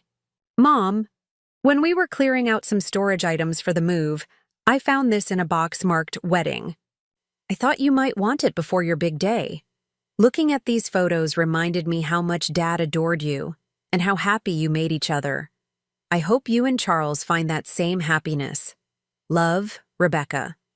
The album contained photographs from my wedding to Richard, not the formal portraits that had been displayed in our home, but candid snapshots capturing unguarded moments of joy. Richard throwing his head back in laughter during the best man's toast. Me sneaking a kiss when we thought no one was watching. Our hands clasped tightly as we cut the cake, his thumb brushing tenderly over my knuckles. I traced the images with my fingertip, memories flooding back with vivid clarity. The happiness captured in those photographs had been real. The love, genuine and enduring despite its eventual loss to cancer. Richard had been my first great love, the father of my child, my partner through the challenges of early adulthood. Charles would never replace him, nor would I want him to. What Charles offered was different but equally precious. Companionship for this new chapter, intellectual connection, the comfort of shared experiences and parallel histories. Not a replacement, but a continuation of life's journey with a new, traveling companion. Rebecca's gesture in sending the album touched me deeply. It represented not just acceptance of my upcoming marriage, but acknowledgement of the complex emotional landscape we all inhabited, where past and present, loss and new beginnings could coexist without diminishing each other. I called her that evening. Thank you for the album, I said when she answered.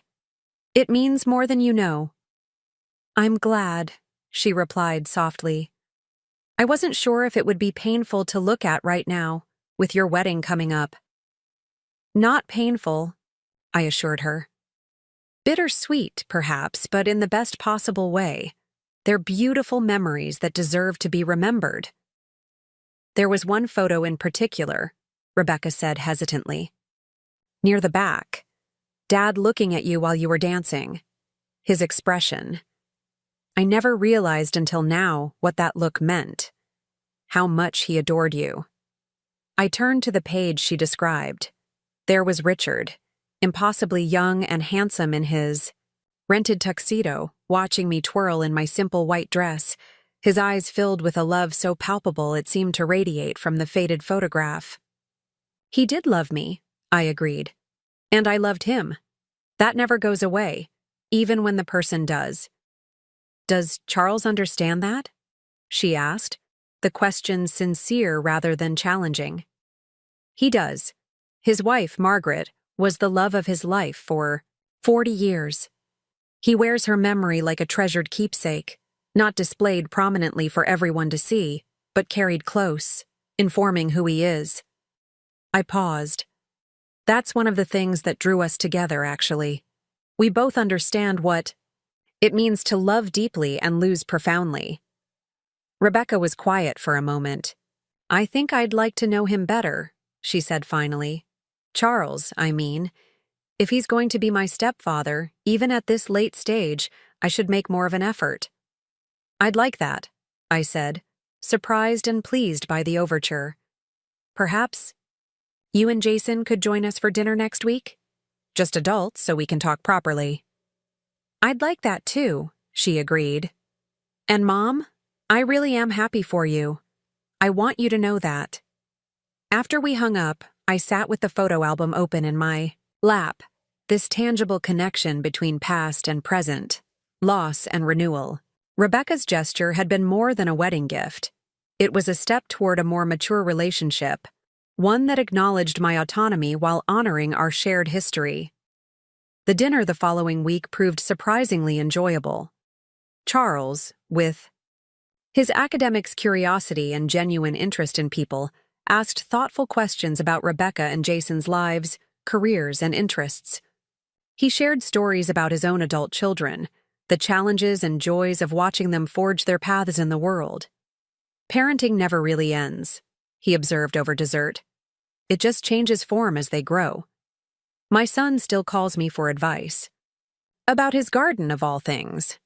As if I know anything about horticulture beyond not letting plants die of thirst. Rebecca laughed. I can't imagine the twins as adults. They seem so permanently 7 years old in my mind. It happens before you know it, I told her. One day they're building sandcastles. The next, they're building careers and families of their own.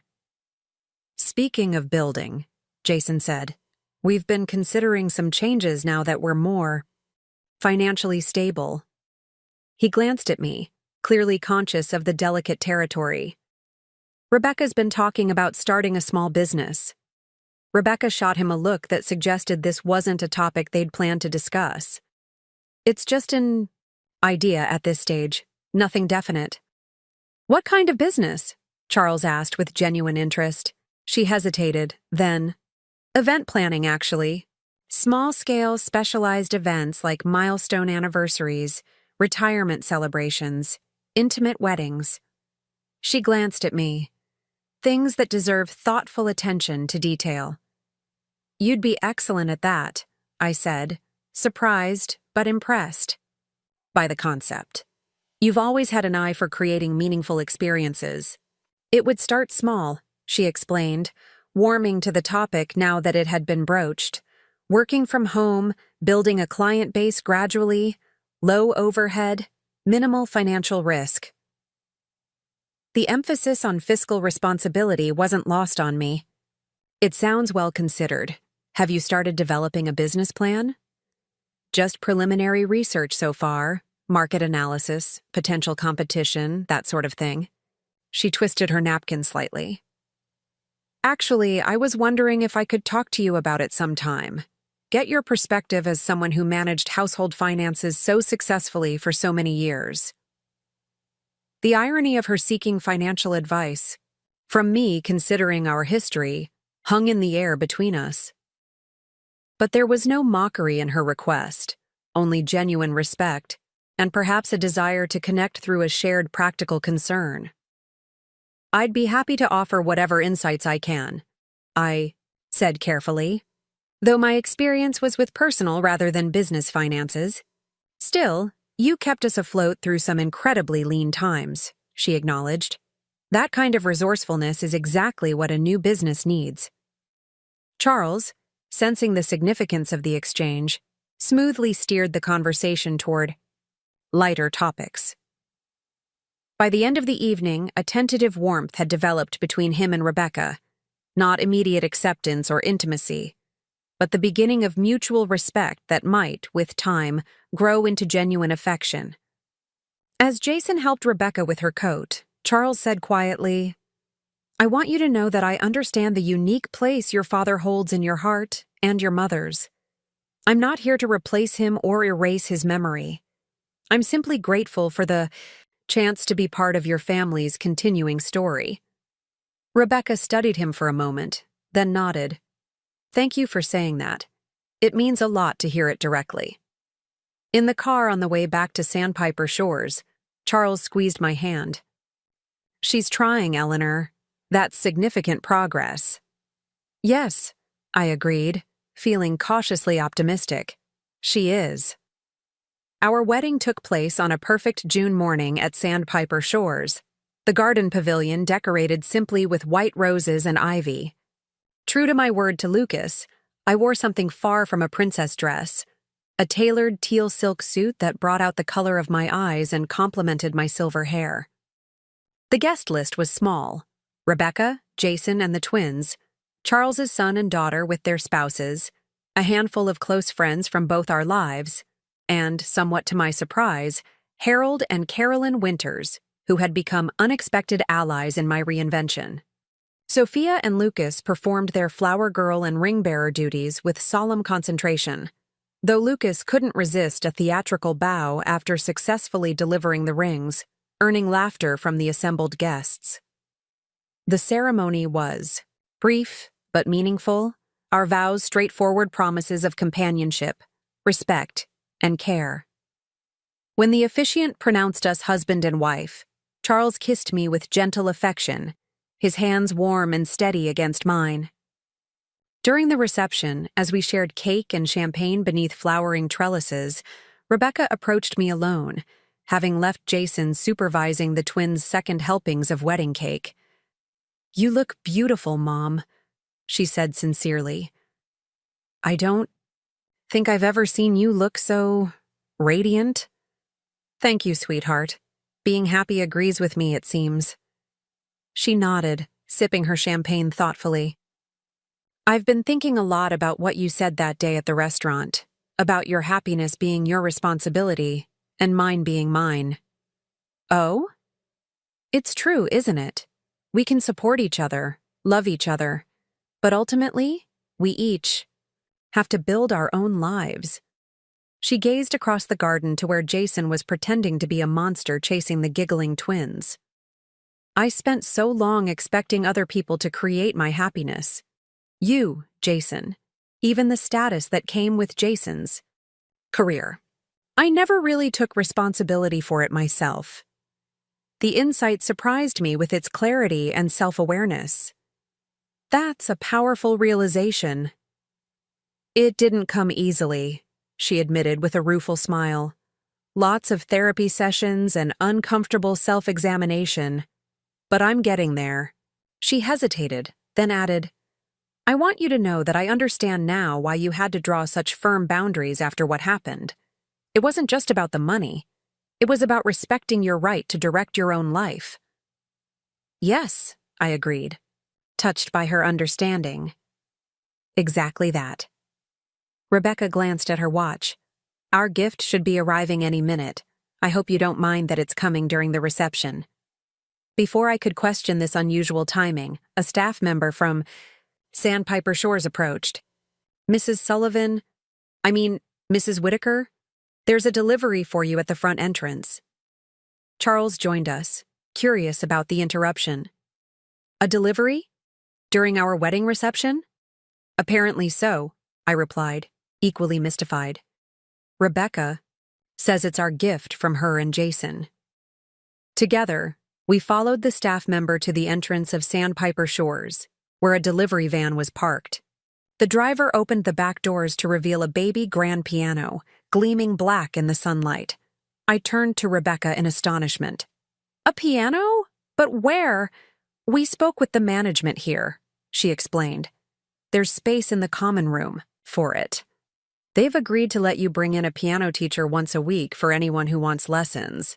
She hesitated.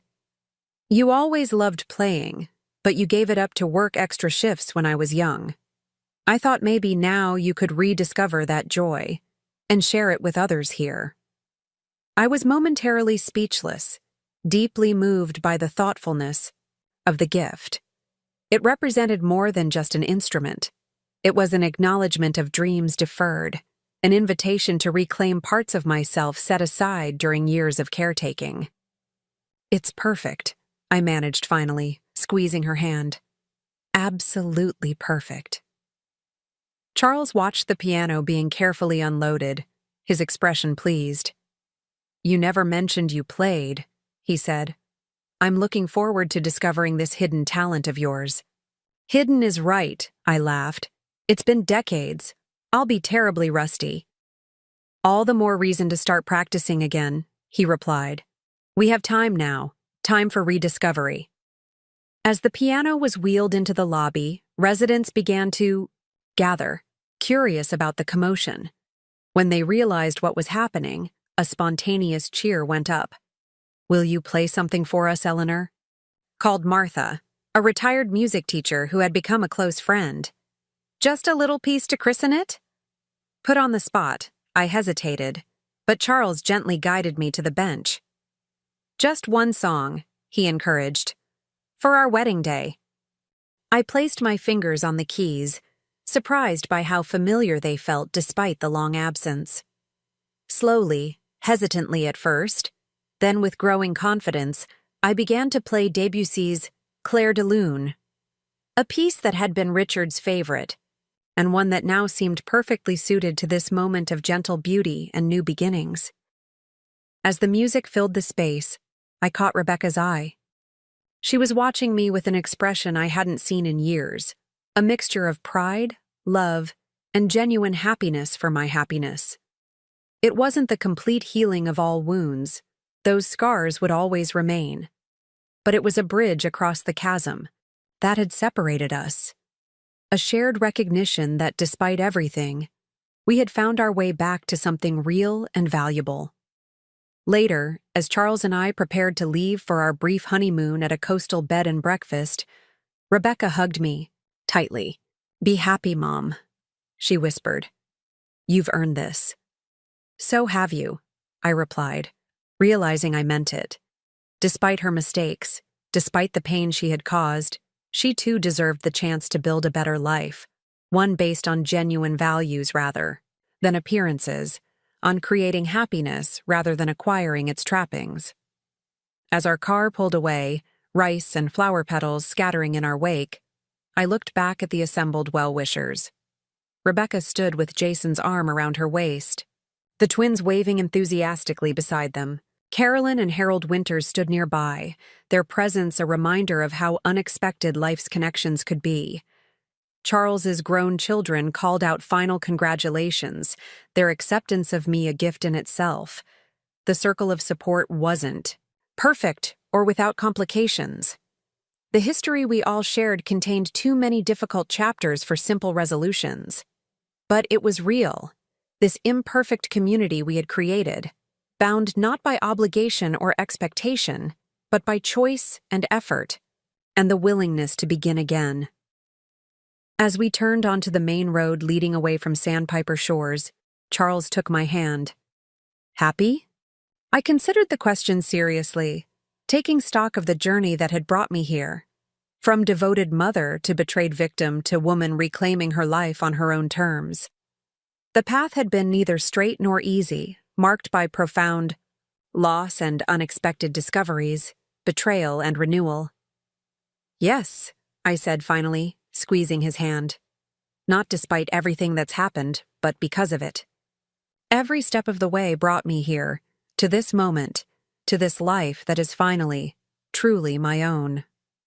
5 years passed with the gentle rhythm that marks time in later life. Charles and I settled into our shared apartment at Sandpiper Shores, eventually moving into a spacious 2-bedroom unit with a sunroom that became my painting studio and his reading nook. The scholarship fund flourished with Rebecca's monthly contributions and additional donations from unexpected sources. Carolyn and Harold Winters became regular contributors, hosting an annual fundraising dinner that attracted wealthy friends, eager to support healthcare education. What had begun as restitution evolved into something meaningful and sustaining. Rebecca's event planning business gained a reputation for thoughtful, personalized celebrations that honored significant life transitions. She specialized in retirement parties, anniversary renewals, and intimate weddings, bringing genuine empathy to these milestone moments. Jason found unexpected fulfillment working in his father's manufacturing business, his analytical skills serving him well in operations management rather than financial speculation. The twins, now 12, grew into distinct personalities. Sophia artistic and introspective like her grandfather Richard had been. Lucas mathematically inclined with Charles's dry wit. They visited regularly, dividing their time between our apartment and activities around Sandpiper Shores. My relationship with Rebecca stabilized into something neither of us could have predicted. Not the unquestioning closeness of before, nor the pained estrangement that followed her betrayal, but a measured connection built on clearer understanding of ourselves and each other. The boundaries remained firm but not rigid, allowing genuine warmth to flow within carefully defined channels. Then, in the autumn of my 70th year, Charles developed a persistent cough that wouldn't respond to standard treatments. The diagnosis came with brutal swiftness: advanced lung cancer, the same disease that had claimed Richard decades earlier. "Well, this is an unwelcome déjà vu," Charles remarked dryly after we left the oncologist's office, his gallows humor intact despite the grim prognosis. Though I suppose 77 is a more reasonable age for this sort of thing than 38 was. I squeezed his hand, unable to match his lightness in that moment. "We'll fight it," I said simply, "whatever it takes." The next morning, I called Rebecca. We had our regular monthly dinner scheduled for the following week, but this news couldn't wait. She arrived at our apartment within the hour, her face tight with concern. "How bad is it?" She asked once we were seated in the living room, Charles having tactfully excused himself to give us privacy. "Stage 3, possibly stage 4. We'll know more after additional tests." I kept my voice level with the same control I'd developed. During Richard's illness, when showing my fear would only have magnified his. "There are treatment options, but the 5-year survival rate is not encouraging."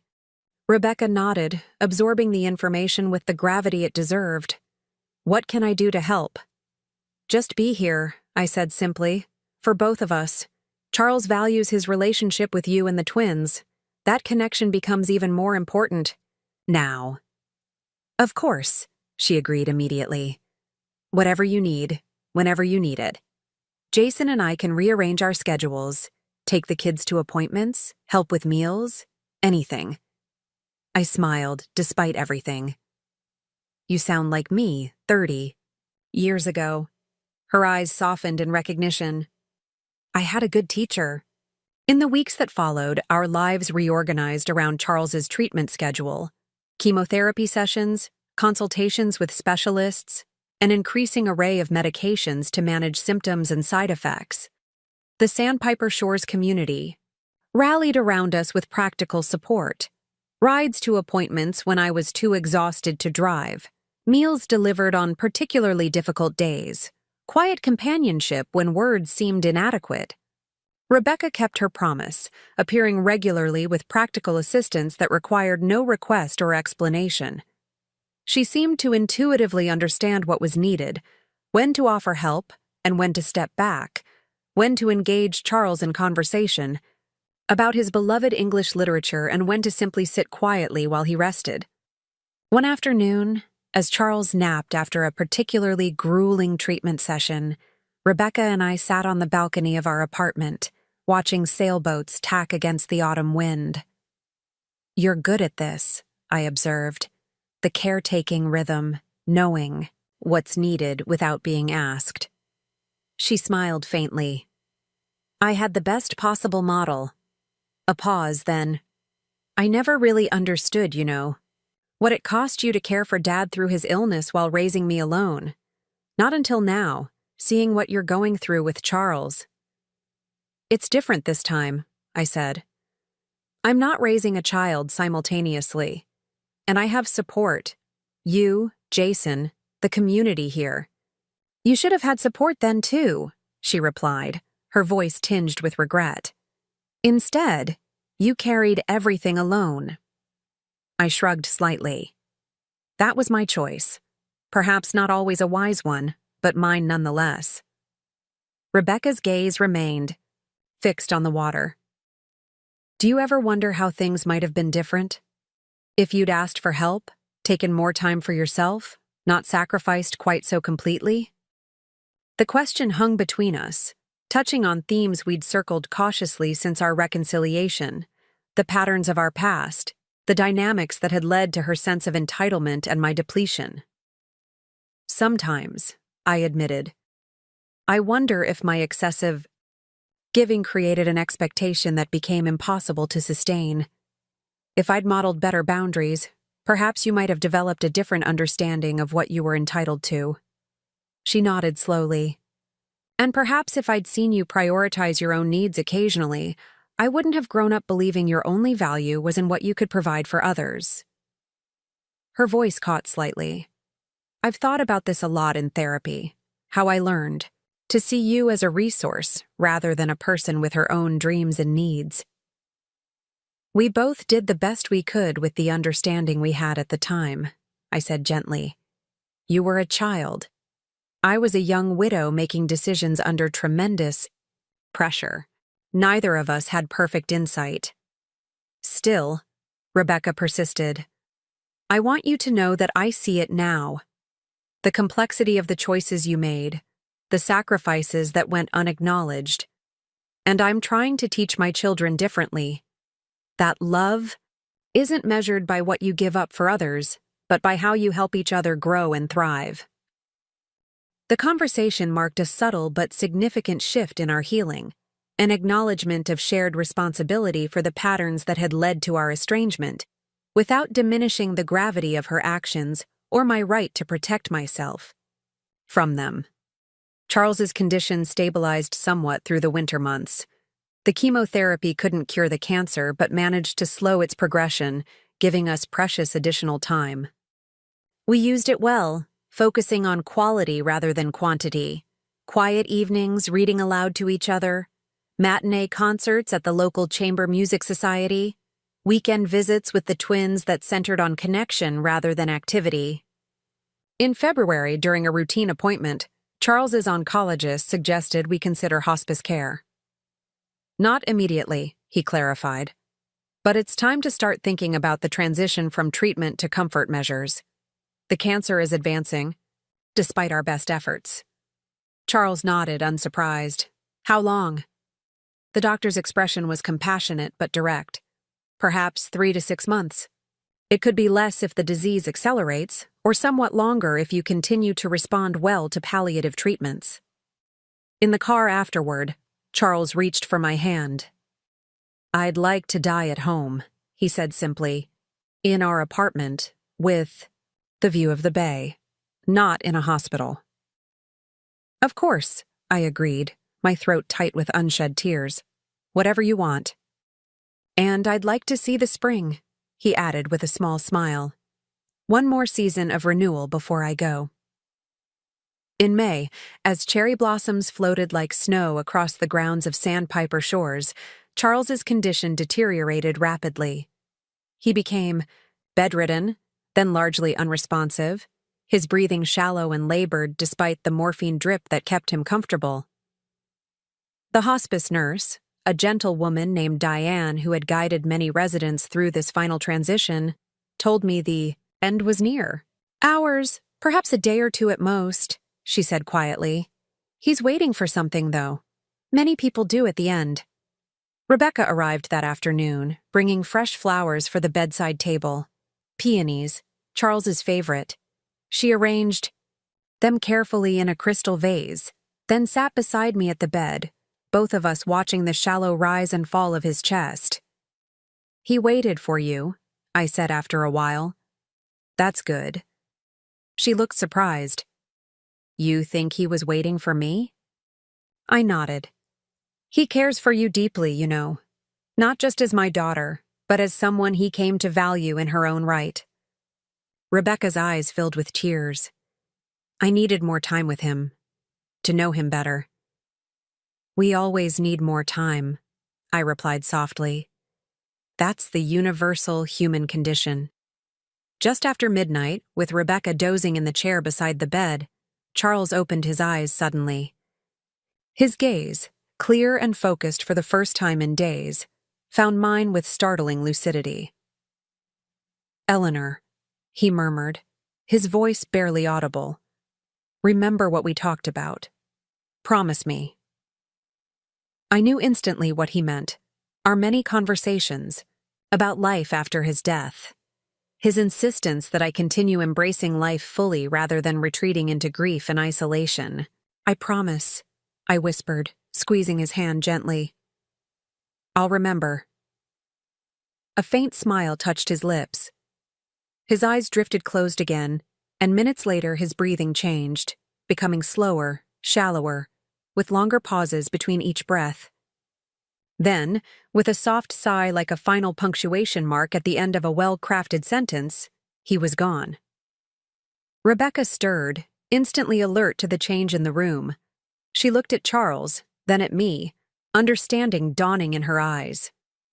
Without a word, she moved to sit beside me on the edge of the bed, her arms slipping around my shoulders as the tears I'd held back for so long finally broke free. Charles's memorial service was held in the community garden he had helped design, his favorite roses just coming into bloom around the central pavilion. His children delivered eloquent tributes that captured his intellectual passion and quiet humor. When it was my turn to speak, I stood beside the simple wooden podium, looking out at the gathered mourners. Charles and I found each other later in life, I began, my voice steadier than I had expected. After we had both loved and lost, raised our children, built our careers, and thought perhaps the chapter of romantic partnership had closed for us. His presence in my life these past 7 years was an unexpected gift, a second blooming that proved how love can take new forms at any age. I paused, gathering my thoughts. He taught English literature for 40 years, so he'd appreciate me quoting Tennyson here. "'Tis better to have loved and lost than never to have loved at all." Like many aphorisms, this one contains both truth and oversimplification. The loss is real and painful, as anyone who has experienced it knows too well. But so is the enrichment that loving brings to our lives, the ways it expands our capacity for joy and meaning. That evening, after all the guests had departed, I returned to our apartment, now just my apartment, for the first time since Charles's death.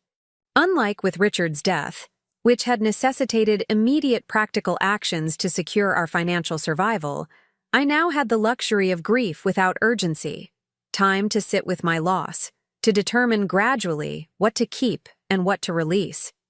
I moved through the room slowly, touching familiar objects, allowing myself to feel the full weight of absence. When I reached the sunroom that had served as our shared creative space, I found a letter propped against his favorite lamp. "My dearest Eleanor," it began, "by the time you read this, I will have completed my journey, and you will be beginning a new phase of yours.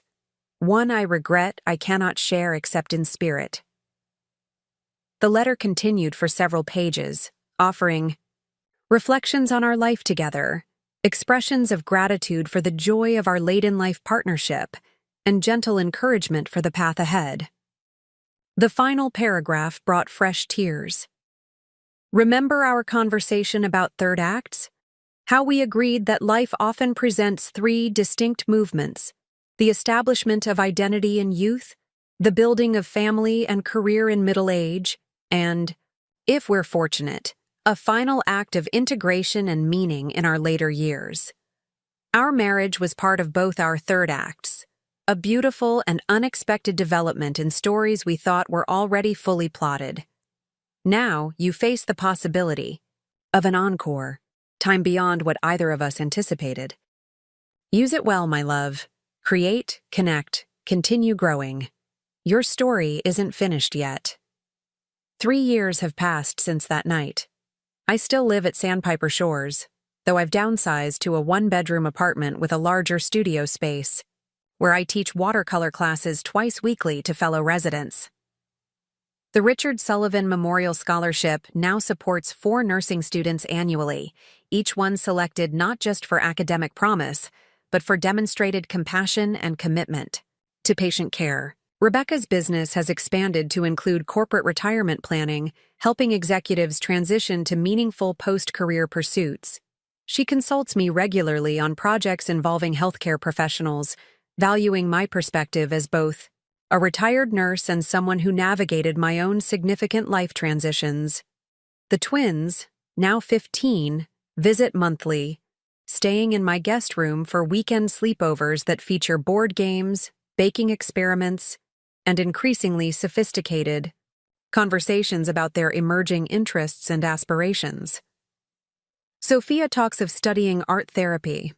Lucas remains committed to medicine but has developed a parallel passion for music, playing piano pieces that Charles once recommended.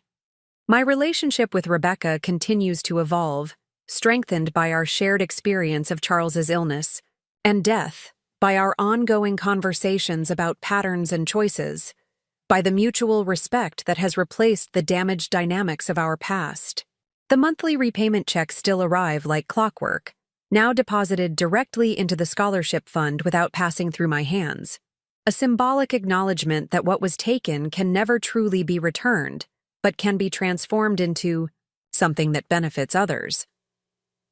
Last month, during our regular dinner, Rebecca asked a question that caught me by surprise. "Are you happy, Mom?" Truly happy, I mean. I considered the question seriously, looking beyond the politeness that might have prompted an automatic affirmation. "Yes," I said finally. "Not in spite of everything that's happened, but because of it. Each experience, even the painful ones, has shaped me, taught me, brought me to this moment." She nodded, seemingly satisfied with my answer. "I think that's what I admire most about you now. Your resilience isn't just about surviving hardship. It's about finding meaning in it, creating something valuable from even the most difficult circumstances." Her insight touched me deeply, this evidence of her growth and self-awareness. "That's a generous way to see it." "It's the truth," she replied simply. "When I used your retirement savings, I thought I was just taking money. I never realized I was stealing your future, your security, everything you'd worked for." She held my gaze steadily. "But instead of being destroyed by that betrayal, you built something better, a life with clearer boundaries, deeper relationships, and more authentic joy." "We both did," I acknowledged. "Neither of us would have chosen this path, but here we are nonetheless." Later that evening, after Rebecca had gone home, I sat on my balcony watching the moon's reflection ripple across the bay. At 73, I had lived through more transitions than I once thought possible, from young nurse to widow, from struggling single mother to comfortable retiree, from betrayed parent to reconciled mother, from grieving wife to independent elder. Each phase had brought its own challenges and gifts, its own lessons about love, boundaries, and resilience. The house I had once clung to so desperately, the retirement savings I had accumulated so carefully, these had been lost. Yet what remained was more valuable: self-knowledge, authentic relationships, a life aligned with my true values rather than external expectations. When my daughter used my retirement savings, she thought she was taking my future. Instead, she inadvertently forced me to create a new one, centered on my own needs and dreams rather than others' expectations. The house she thought she'd inherit had been replaced by something far more valuable: the understanding that taking care of myself wasn't selfish but necessary, that love without boundaries isn't love at all but exploitation, that true wealth lies not in possessions but in the capacity to begin again, however many times life requires it. Up next, you've got 2 more standout stories right on your screen. If this one hit the mark, you won't want to pass these up. Just click and check them out!